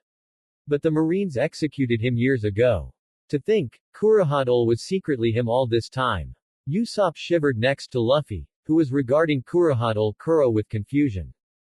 This guy used to be a pirate. Why is he hanging around here on land? If there was one thing Luffy knew, it was that no true pirate could resist the call of the sea. Either this Kuro guy was weak-willed, Luffy concluded, or he was really just that greedy for Kaya's money. The newly revealed Captain Kuro sighed in annoyance. Django, how many times must I tell you? We cannot simply kill the girl. It would be best if you hypnotized her into writing a will leaving everything to her caretaker Kurohito, namely me. I just wanted to make sure that that chaotic rabble that is your crew was capable with a little subtlety. Kuro fixed his glasses yet again and regarded Django with a glare. Django's grin was a smidge more false than it had been before. It's all prepared, Captain Kuro. The men know that they just have to ravage the village and leave the accident to me. We just need your signal tomorrow at dawn. It's up to us to deal with them. Luffy talked to Usopp, only to see Usopp's voice becoming more distant. Looking back, Luffy observed Usopp disappearing over the cliffs at the bottom of the slope. Luffy could practically hear the liar's thoughts with his observations since the liar's ideas were so loud. I have to issue a warning to the villagers. I have to issue a warning to Kaya. Usopp yelled in his head as he rushed towards the settlement as quickly as he could. Usopp, now is not the time to be concerned. Luffy growled as he pursued the fleeing adolescent. Luffy only learned how quickly Usopp could go when he was motivated a fraction of a second later. As he hurried down the trail, he bumped across Nami and Zoro, who were both perplexed as to why Usopp had just sprinted by them seconds before. Luffy came to a halt and spent several minutes explaining the problem. Should we attempt to track down Usopp or go after this butler? With a contemplative expression on his face, Zoro inquired. On this island, we're outsiders. No one here would believe us when we say there are no false butlers. With a shake of her head, Nami expressed her dissatisfaction with the situation. Usopp is on his way back, Luffy said as he turned his head to the source of the weakening voice. Usopp was staggering along the trail, holding a gushing gash near his shoulder, when the 3 arrived. No one believed me, he said. As he sat on a chair inside his little abode, Usopp mourned. While Luffy and Zoro sat about listening to Usopp's efforts to warn the villagers and Kaya about Kuro, Nami was cleaning his wound with the first aid kit Usopp had. Of course not. You say things like this all the time, and I've heard the boy who cried wolf tale before. Why did you expect them to trust you now, even if you're telling the truth? With a sneer, Zoro queried the long-nosed adolescent. If that's the case, I'll have to halt the invasion on my own. With the proper preparedness, no pirate will be able to reach the settlement. Usopp lit a fire in his eyes. No, we'll assist you. Usopp was taken aback by Luffy's smile, which made him look at him with surprise. Really? Are you serious about assisting me in defending the village? Usopp inquired. Isn't it true that we're friends? With his head twisted, Luffy inquired. So, what are your abilities? Usopp interrogated the three. I electrocute, choke, and engulf. Luffy said this while forming little black clouds on his hand. I slice, as he half unsheathed Wado Ikimonji, Zoro said. I steal. Nami smiled. I hide. You, too, are battling. All three pirates screamed at the liar. Later. The crew saw a pirate crew on a ship sailing towards them. It meant they were the crew of Kuro. Who are they? Someone asked, noticing the strange crew. Who cares, we are going to be rich, prepare to rob, and I heard that this village has a gorgeous woman, one cheered, followed by everyone else. This caused Usopp to clench his teeth, ready to tear the bastards apart. Nami felt her anger rising. These were animals, but before they could do anything, a huge wave of pressure suddenly spread. Luffy, Nami thought. Turning around she saw Luffy had raised his hand, electricity engulfing his hand, black clouds spread around the sky, bolts of lightning hitting the surface of the water near the ship, scaring the pirates. Your number pirates. You're trash, Luffy stated before Nami's eyes widened at what happened next. The following second, a dragon head made of white lightning slowly descended from the clouds, looking down right at the pirate ship. Reikiri. A massive bolt of lightning suddenly slammed right at the ship, causing a massive explosion of lightning, illuminating the whole area. Nami opened her eyes after the light went away. Instead of the ship, now stood black smoke, with parts of a ship floating on the water. More than 80% of the pirates were floating some distance away in the water, their bodies weren't moving. Among the lucky ones, Django and two odd men that had hopped out of the water and seemed pretty pissed. Zoro yelled out from the top of the cliff, Luffy. Were you planning to leave some for me, you selfish idiot? Nami and Usopp were silent beside him, their jaws practically disconnected in their shock. Nami had gotten a brief taste of Luffy's true power when he faced Buggy, but this was something else. He can do it. He can really do it, she thought, her heart filling with hope for the first time since forever. Usopp, on the other hand, had never seen anything like this. Maybe he'd hit his head yesterday morning, and this was all a crazy dream. Sure, that would be more believable than the godlike strength this one man seemingly possessed. A man casting enormous lightning, destroying ships, yup. I am dreaming. Django was now officially scared for his life, while the newly arrived Siam and Butchie were in a rage to find that someone had harmed the ship. As the two prepared to turn this kid into casserole, an angry voice abruptly broke the air. What the hell is going on here? Everyone turned in unison to stare at the new arrival, former captain of the Black Hat crew, Kuro of the Thousand Plans. The man carried a gym bag over one shoulder, and his face was livid. Kuro was enraged. The idiots that he once called his crew had been late, and when he arrived to see what the holdup was, he found the ship destroyed, over half his crew unconscious in the water, and the brats still alive. Kuro saw this as his crew decided to have some fun in the sun instead of doing their job and was consequently ready to kill. He wasn't even going to bother asking for an explanation. He was going to kill the crew ahead of schedule and drag Django bodily to hypnotize the Ajosama afterwards. With practiced movements that hadn't deteriorated in the intervening 3 years, Kuro opened the gym bag and expertly withdrew and donned his infamous cat's claws, thickly padded gloves with a thin katana at each finger. As Kuro prepared himself, Luffy's crazy stamina made itself known, as the youth was suddenly ready for another round. He quickly issued orders to his crew. It wasn't fair for him to hog all the fun. Zoro, You got the two weird guys behind me. Usopp and Nami handle the weirder guy. The caretaker's mine. Usopp might not have officially joined the crew, but Luffy's tone brooked no argument. Still not entirely sure that this wasn't a vastly complicated hallucination, Usopp pulled out his slingshot. The beauty of fighting like a coward was you didn't have to move. Nami grimly assembled her staff, thinking of the treasures she'd acquire from the pirates after this mess to motivate her. Zoro, meanwhile, looked like a kid at Yuletide. He assumed his classic stance, with a blade in each hand and between his teeth. Kuro narrowed his eyes but paid no heed. The kids could play around, but he was going to get his crew for this. Kuro, moving too fast to be seen, suddenly rushed forward, intent on making his crew pay for their ineptitude. Luffy's eyebrows raised in surprise before he threw a punch. The impossible happened. Kuro was hit when using the stealth foot. As if it were a signal, Zoro and Nami rushed forward to deal with their assigned enemies as Usopp lined up his sights.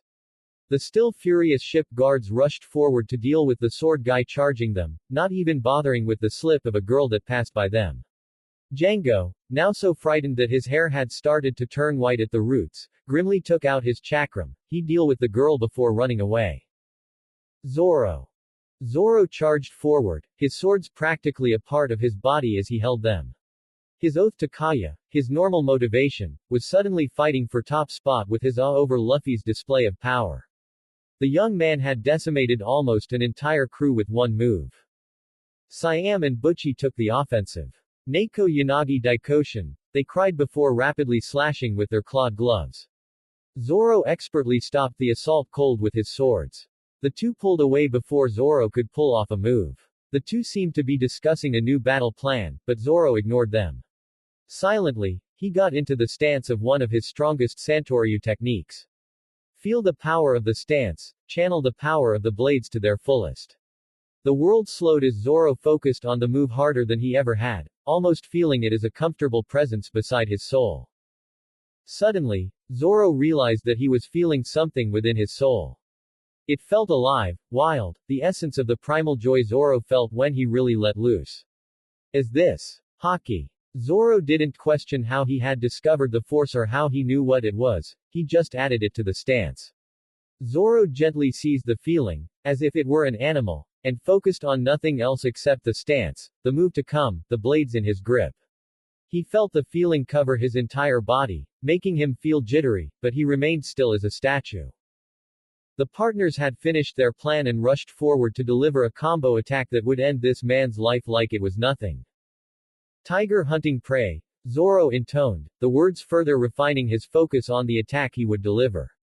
As the two came into range, their hands pulled back to deliver crippling slashes, Zoro moved, his blades coming down in a graceful, beautiful, yet deadly movement. In the space of a second, Zoro was behind his opponents, his swords all pointing forward. The veteran pirates seemed frozen for an instant before their chests erupted, blood gushing out in a morbid yet artistic spray. Zoro looked at his hands after pulling his sword back to their scabbards. I'm not tired, I'm getting stronger, Zoro murmured. Nami.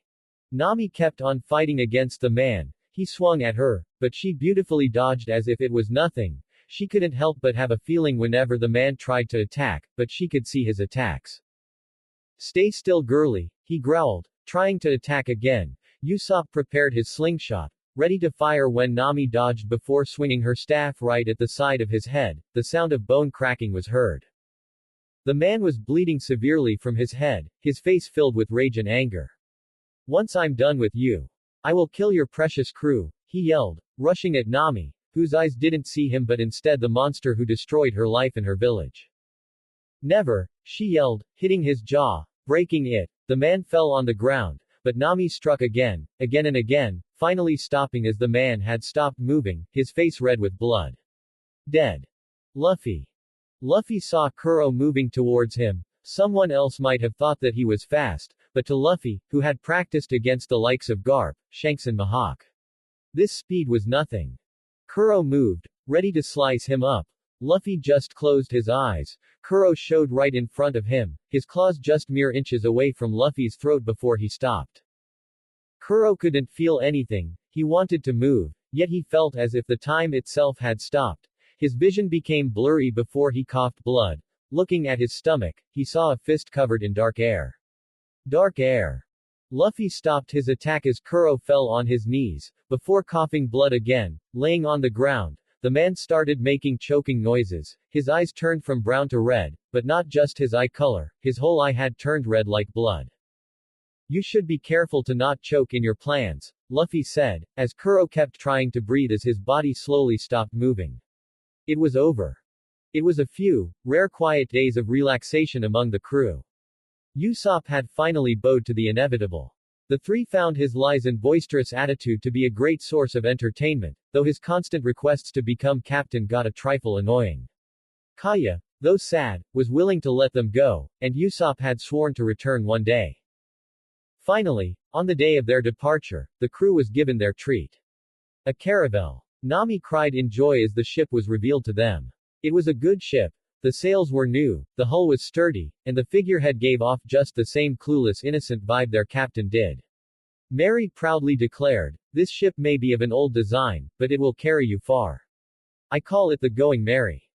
Kaya kissed Usopp before he left, much to the surprise of everyone. The marksman almost fainted.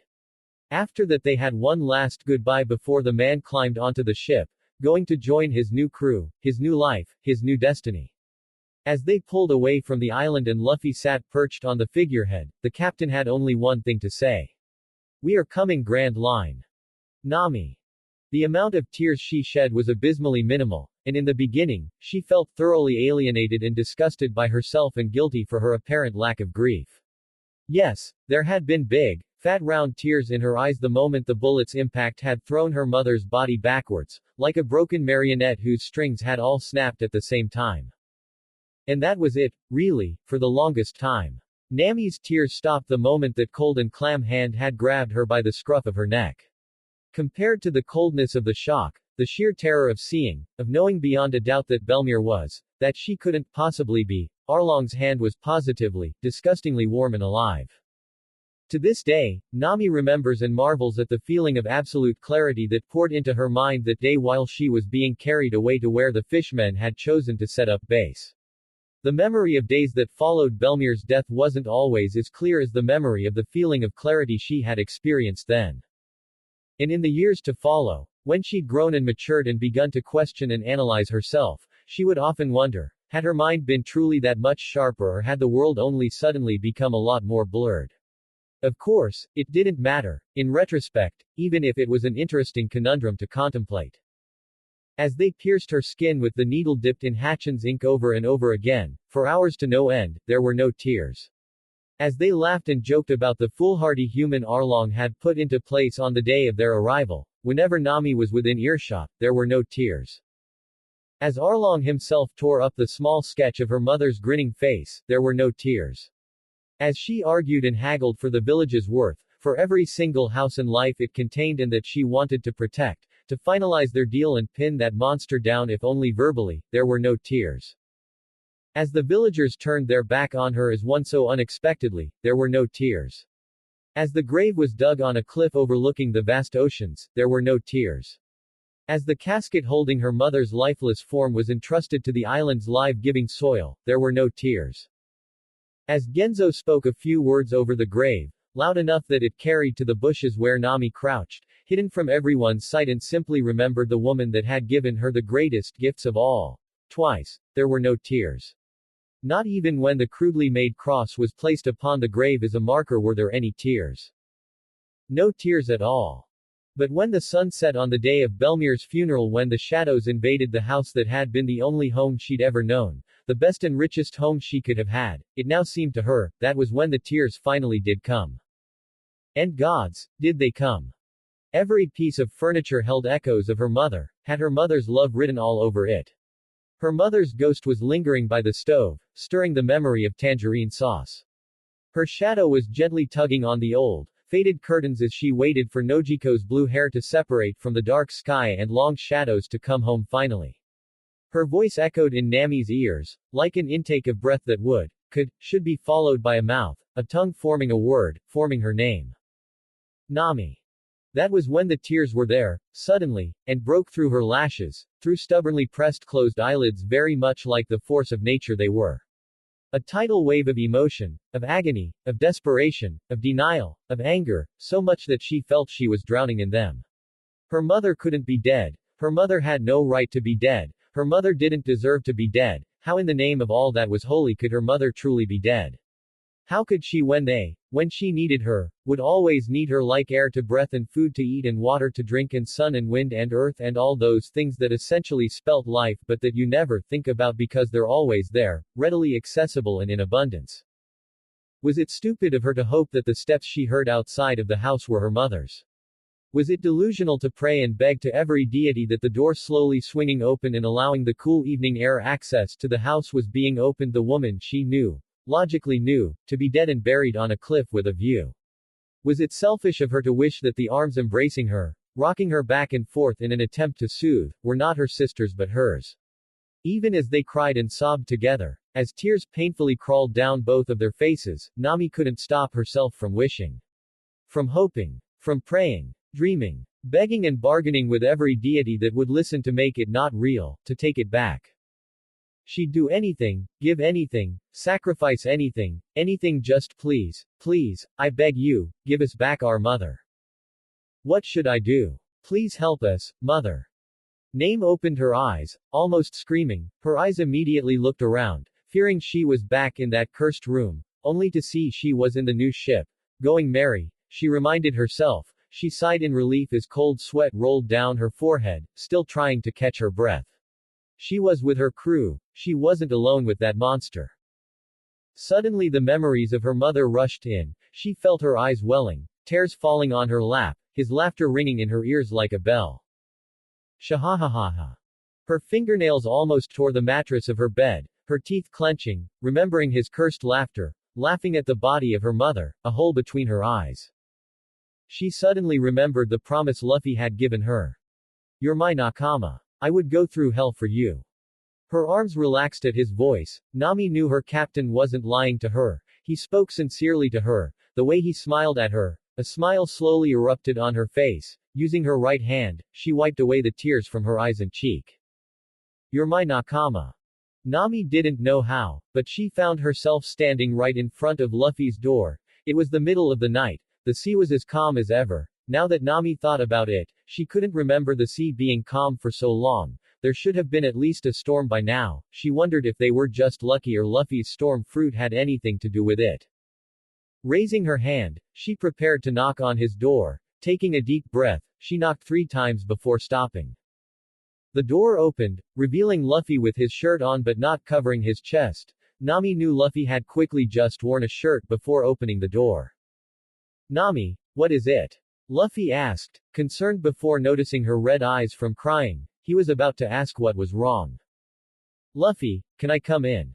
I need to tell you something, Nami requested, with a slight tone, almost as if she didn't want the rest of the ship to hear despite being in the middle of the night. Luffy quickly nodded, opening the door wider, stepping aside as Nami walked inside. Surprisingly, she saw his clothes were well organized in a chair and not just around the floor.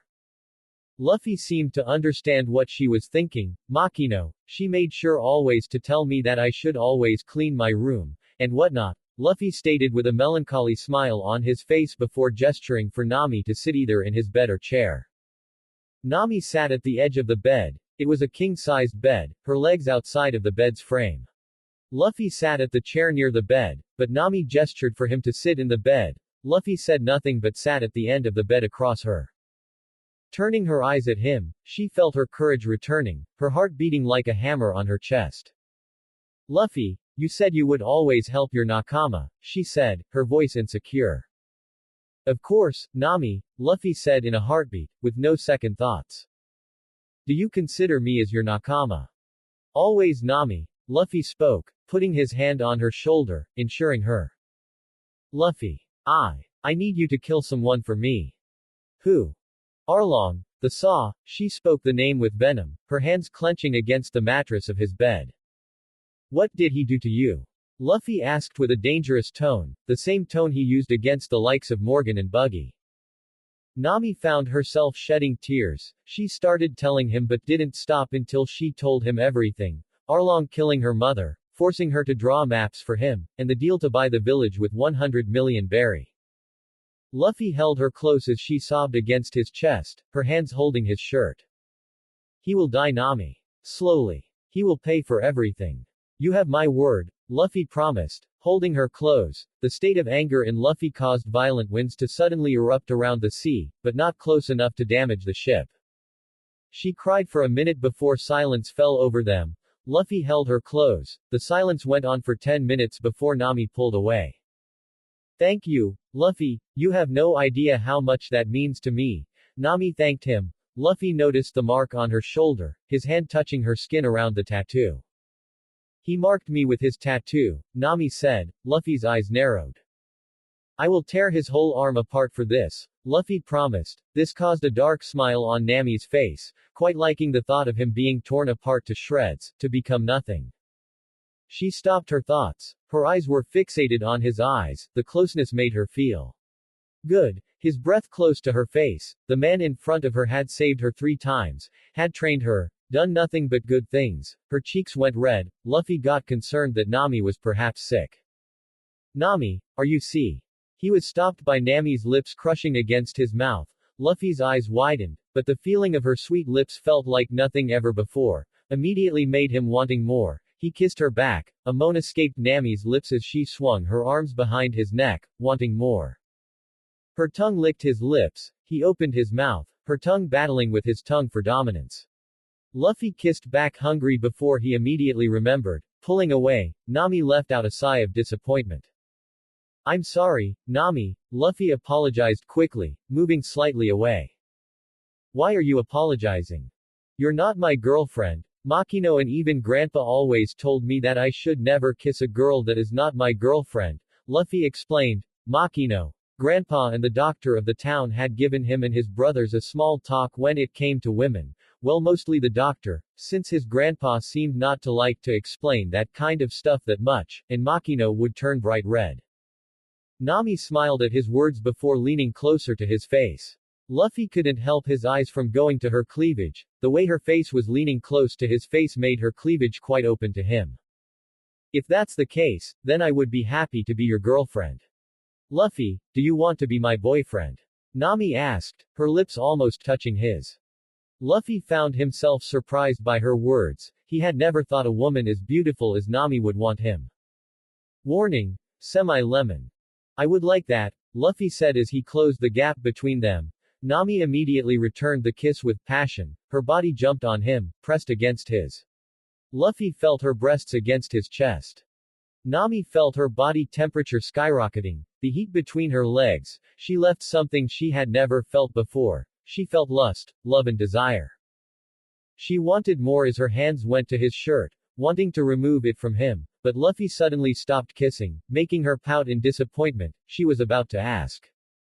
Nami, I'm quite happy to be your boyfriend, but this is just the beginning. Maybe we shouldn't go this far yet, Luffy stated despite being rock hard for her. His cock was very uncomfortable against his pants. Nami pouted. She wanted to take this as far as could go, but at the same time, she knew perhaps he was right. Very well, Luffy, but can I sleep with you? She asked innocently, despite crossing her arms right below her breasts, making them look larger, having the desired effect of gaining Luffy's attention, whose eyes moved at the valley of her breasts. Of course, Nami. You can sleep here whenever you want, Luffy said. Nami jumped in delight. Before laying on the bed, Luffy behind her, she felt his arms holding her close. His arms felt warm, sending shivers of pleasure through her whole body. She couldn't stop her body. His hands felt so good. His chin resting on her shoulder, taking on her orange scent on her hair and skin. He quiet liked her hair. They smelled like fresh orange. His breath sent tingling. His arms around her waist but not at her breasts. Nami, can I? Luffy asked against her ear. His tone alone made her moan in pleasure. Yes, please, you can touch me as much as you want, she moaned, her voice husky, filled with lust. Luffy moved his hand to her breasts, his palms not being able to hold her whole breasts, his fingers sinking on the valley of her breasts. Her smooth skin felt so good on his hands, her blue bra the only thing separating his hands from her nipple. Nami couldn't stop her moan. Yes, please, Luffy more, she begged as Luffy played more with her delicious-looking breasts, kissing her just below her earlobe. Her nipple had grown hard like diamonds. I like you, Nami, he whispered. I like you too, Luffy. Soon the sleep came over them, Luffy holding her close. Nami couldn't remember the last time she had felt so safe, so loved. My captain, I will do my best to ensure that you become the king of the pirates. Lemon end. Tomorrow. Nami continued to steer her course while Zoro had went to the upper deck to swing his weight-covered practice blade. Right now, Luffy was actually taking care of one of the more important duties of being the ship's captain and designing the flag.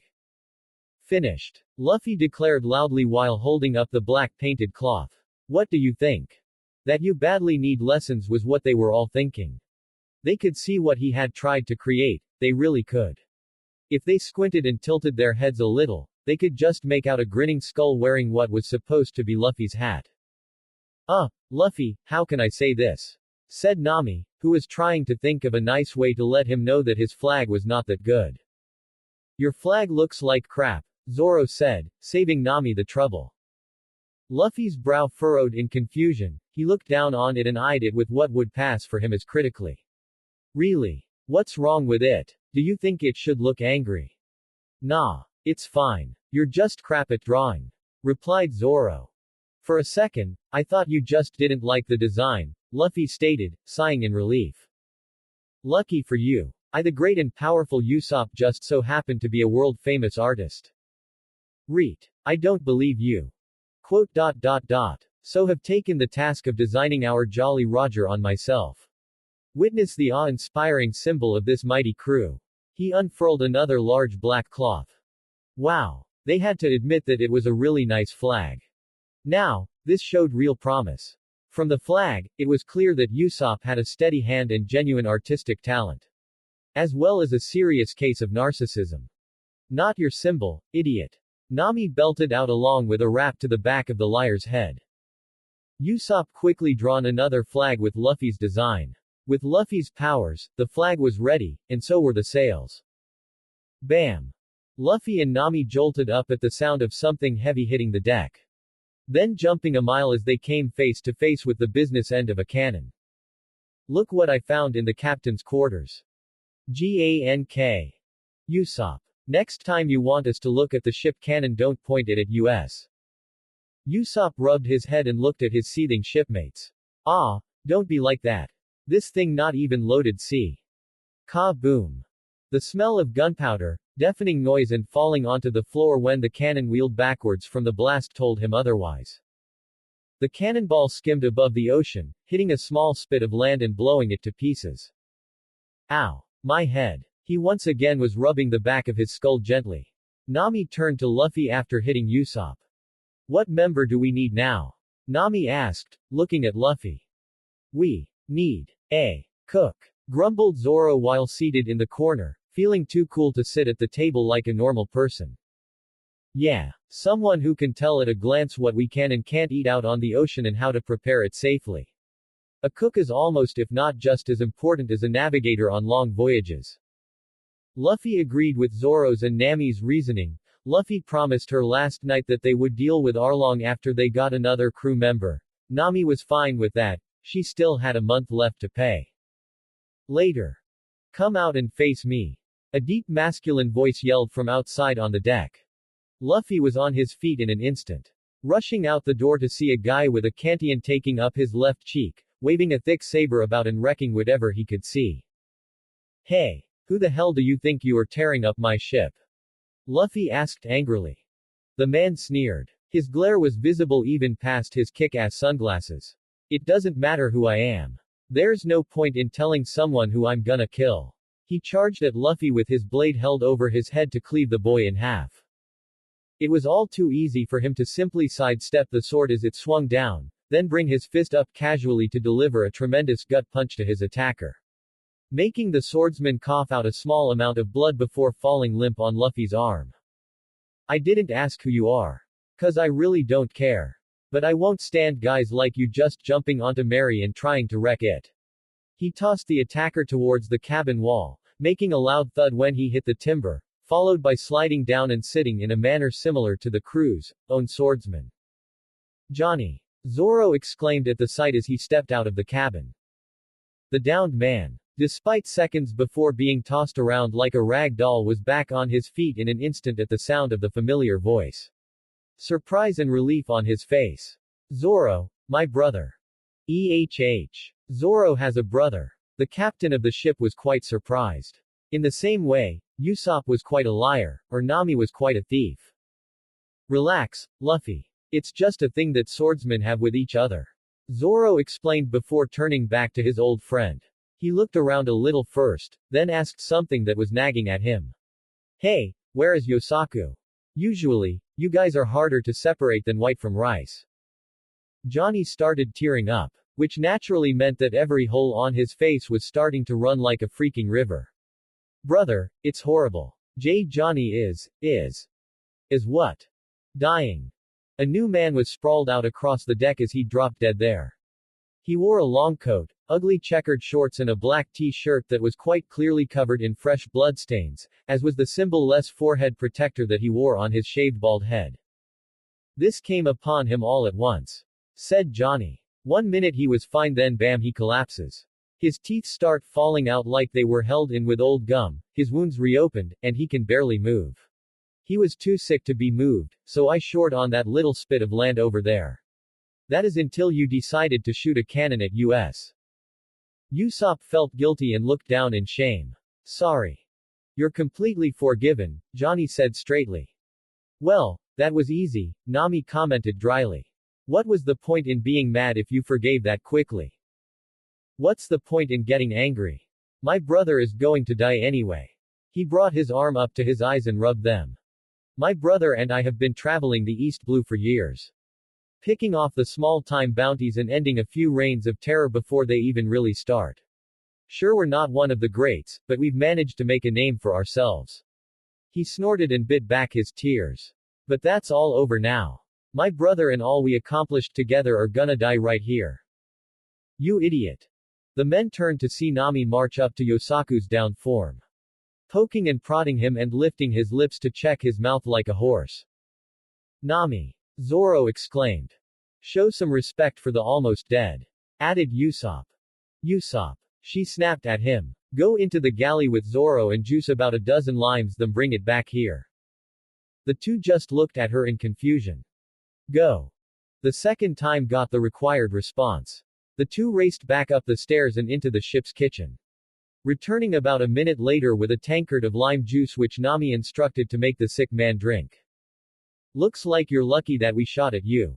Otherwise, you never would have come aboard, and your friend would have succumbed to scurvy.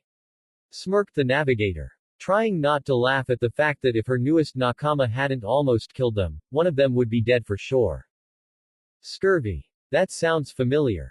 Johnny said, rubbing his chin, trying to remember where he'd heard that before.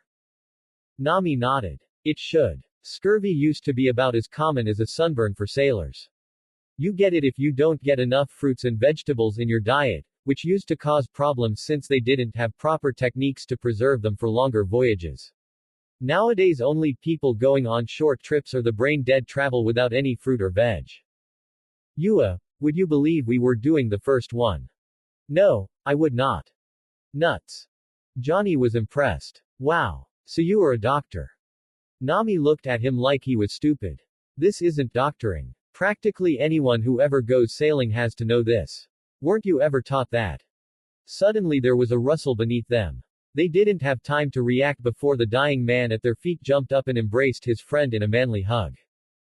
I'm completely healed, cheered Yosaku, waving his arm about merrily while giving everyone a big goofy and completely intact smile.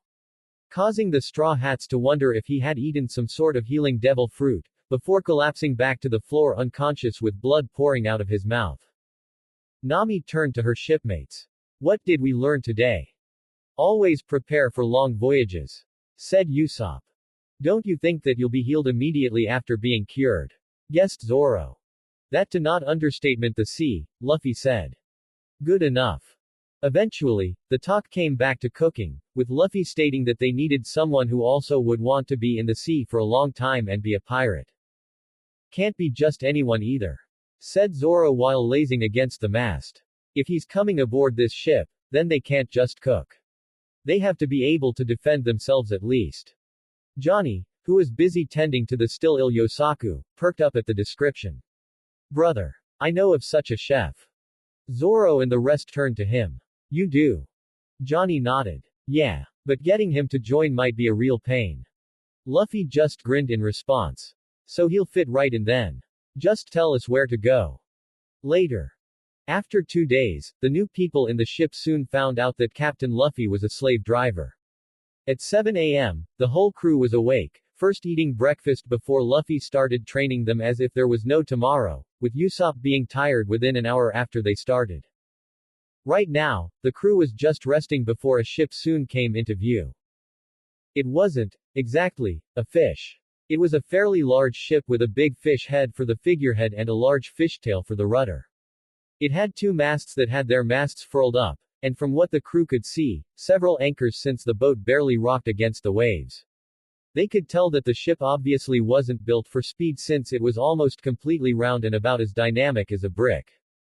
I ain't kidding. Johnny huffed. This is Burrati. The Burrati. As in the famous ocean-going 5-star restaurant.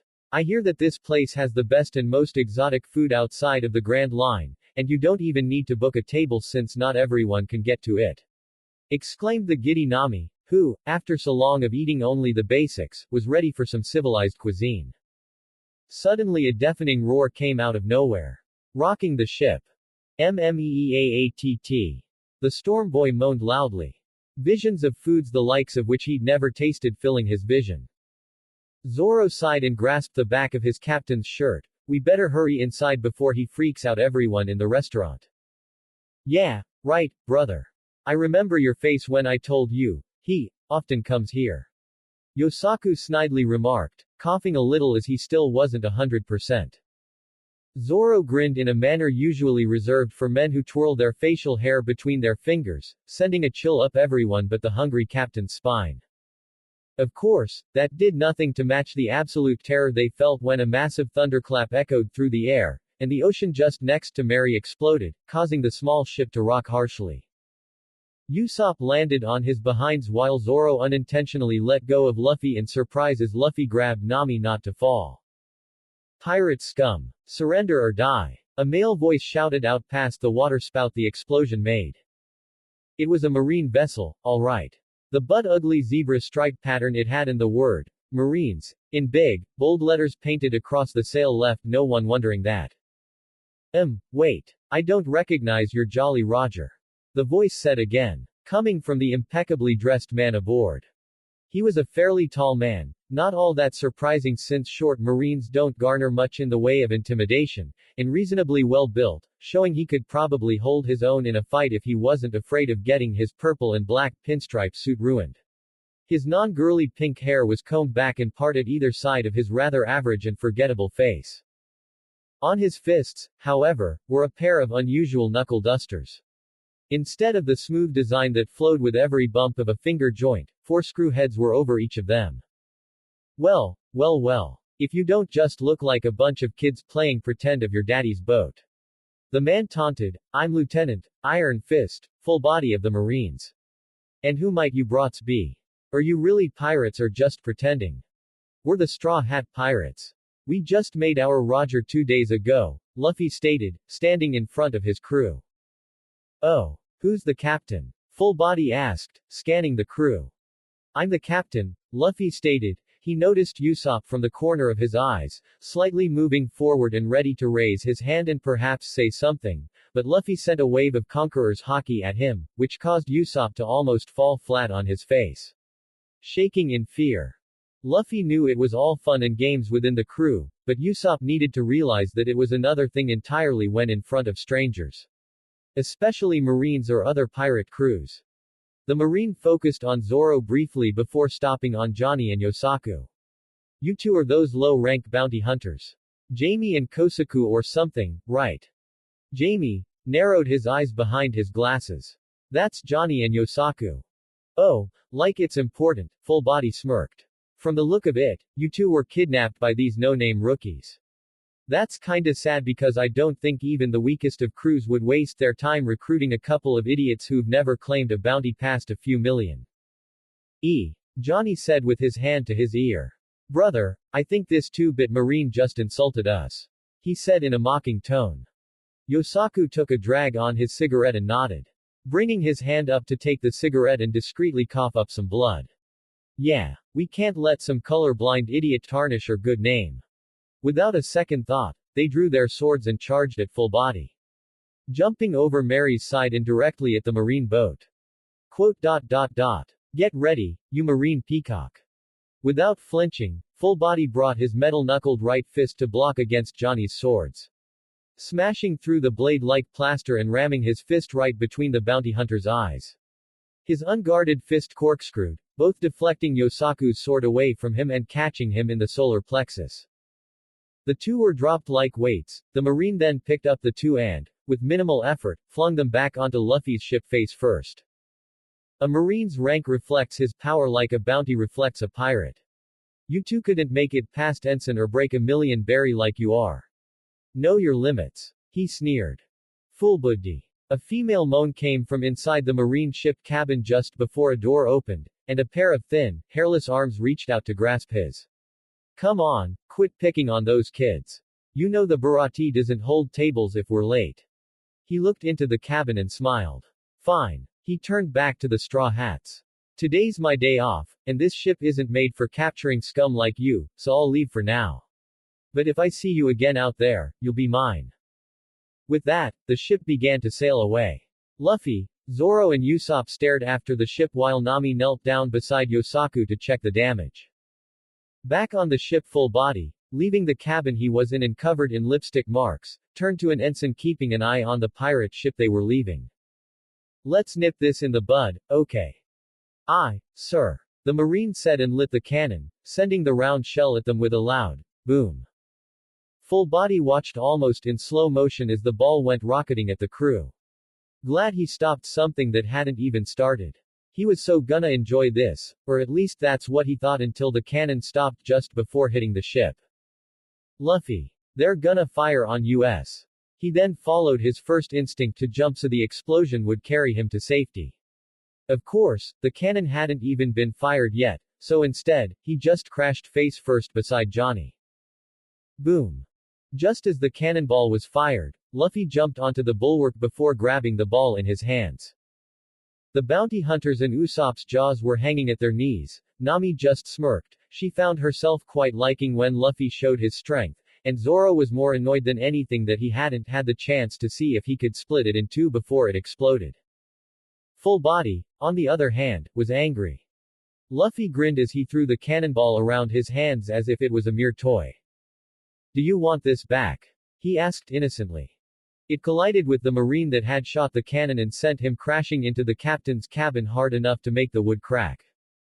Back on going, Mary Usopp had lifted his jaw back up and was staring after the Marine vessel. He made a mental note never to be surprised by whatever his captain does.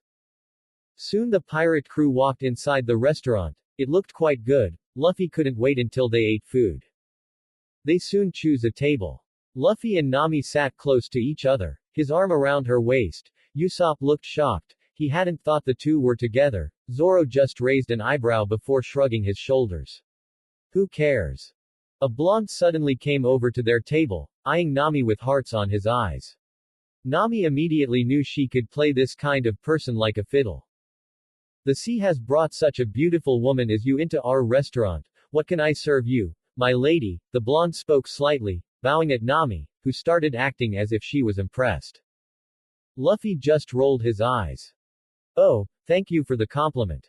I like everything on the menu, but they're quite expensive, Nami said, playing the innocent girl masterfully. Zoro murmured, which, under his breath. Sanji had hearts on his eyes, almost drooling from his mouth.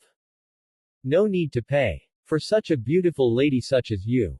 There's no price for you. We are grateful to have you here, Sanji stated, walking away, ready to prepare the dishes. Luffy smiled, kissing Nami on the cheek, who quite liked it. The crew suddenly noticed the captain with his date, acting all smugly. Sitting across from a beautiful woman and would soon be eating the most delicious food in all the seas. The admiring hushed whispers made it all the sweeter he of the other patrons. This was how it should be. The waiter was at their table in just a few scant minutes. He poured their wine while balancing their food in his other hand and on his head. Full-bodied picked up his glass and sniffed it, catching the eye of his date. He took a delicate sip of the wine and swirled it in his mouth gently before swallowing. Ah, a delicate bouquet from North Mikuo. I'd know that rare taste anywhere. A wine that is dry, full-bodied and slightly acidic such as this could only be a Turutsubulgastian. Right, waiter. He lapped up the sounds of amazement at his wine-tasting skills. Completely wrong, sir. Full-body coughed and glared at the waiter. North Mikuo doesn't make red wine. And I don't know what you think, full-bodied, or dry, meant either, but this wine certainly isn't either. The chef smiled without dropping his cigarette. And I'm the assistant chef Sanji, not a waiter. Sanji was certainly dressed like a waiter. He was tall, thin and dressed in a black double-breasted jacket suit. A blue striped shirt and black tie. He had bright blonde hair combed to cover his left eye, with strange whirlpool eyebrows. He put down the soup he balanced in front of the giggling woman and livid marine. The admiration had turned into mocking laughter. This idiot had made him a laughing stock. He'd paid extra to have that bit set up so he could impress his date. How dare this punk do that to him? He took something from his pocket and discreetly dropped it in his food. A gag toy he'd confiscated from one of his men when he thought to play a trick on his commanding officer. Hey, what's the big idea? He crowed just as Sanji had turned to leave. There a problem, sir? The lieutenant snorted. You're damn right there is. Do you mind telling me what a fly is doing in my soup? Sanji looked down at the offending bowl. Seeing a small mayfly floating in the creamy broth. It looks like the backstroke to me. The tittering and whispers turned into full-blown guffaws as the marine was completely made to look like an idiot. Now, if you'll excuse me Crash. The offending bowl, along with the hardwood table it was sitting on, were broken into pieces when a metal-covered fist came crashing down on it, sending crystal and cutlery everywhere. People stopped their dining and mocking suddenly while chefs ran into the restaurant from the kitchen to see what the commotion was about. Who the hell do you think you are dealing with? Full Body snarled, standing up and glaring at the assistant chef. I'm Iron Fist, Full Body of the Marines. Not some run-of-the-mill nobody you think you can mess with. The charming humor drained from Sanji's face. He kneeled down at the broken table and looked at the two broken and empty bowls, their former contents spilled and inedible. If you'd just taken out that rubber fly you put in, you could have eaten the soup, Sanji said flatly. Making the whispering at the drama goes up that much more. I'm a customer, you crap waiter. Full Body retorted, that mean I paid you to treat me like royalty. Not a court jester. The chefs watching all paled considerably. Sanji don't. Sanji stood up to his full height. He was about an inch or so taller than the marine and glared him down with his single visible eye. That right. And I suppose you think money gives you the right to act like a D. Messer right. The end result was a pink-haired and purple-suited man now sporting a red face being held by his jaw up in the air by an angry chef. The first and only rule of the Bharati. He said with no slight edge. Don't waste food. Full Body could help but gulp out in fear. This really wasn't his day. He continued to think that when he found himself flying through the air to land on the floor, whacking the back of his head onto the back of a table. Sanji, what the hell da ya think doing? Patty cooker was. The patty cooker of the boat. In charge of grilling, braising, frying and baking burger patties as well as steaks and chops. Patty, the sailor man, grabbed Sanji by the wrist, being careful not to touch the hands and glared at him. You idiot. The number one rule of this establishment is that the customer is king. They're the lifeblood of the business. So why pray tell? Why is his lifeblood leaking out of him? Sanji pulled his arm out of the cook's grip and shrugged. He wasted food. The larger cook gripped the side of his head. Ah, what the blast is it with you and food? You're gonna get us closed one day, you idiot. Yeah, like today. Full Body moaned and got up. I'm going to make sure that this madhouse is shut down. And this lousy waiter is put away for a long time. Not if I send you away first. The cook said calmly, earning a horrified look from Full Body and a gasp from almost everyone else. Luffy watched in interest. He was quite impressed by the blonde. Zoro caught up with what Luffy was thinking and prayed that he wouldn't choose the pervert. The other chefs rushed the blonde, grabbing at him every which way to stop their comrade from making a bigger mistake than he'd already made. Chef Zeph, a little help, said one of the cooks restraining Sanji. Zeph's reaction was immediate. His peg lashed out at the teen, catching him where the neck meets the shoulder and sending him to the floor. Are you trying to make us go under, you eggplant? Well, at least you know how to discipline the customer. Not that that's going to make me reconsider shutting you down, chuckled Full Body while pulling himself up. Only to be sent back to the floor by the angry Zeph. Are you insane? Do you know who I am? Groaned the Marine, trying once more to pick himself up. Zeph was the owner and head chef of the Piirates. In his youth, he had a tall and imposing figure, but years had worn away at the tall side a little, leaving him with only the imposing part.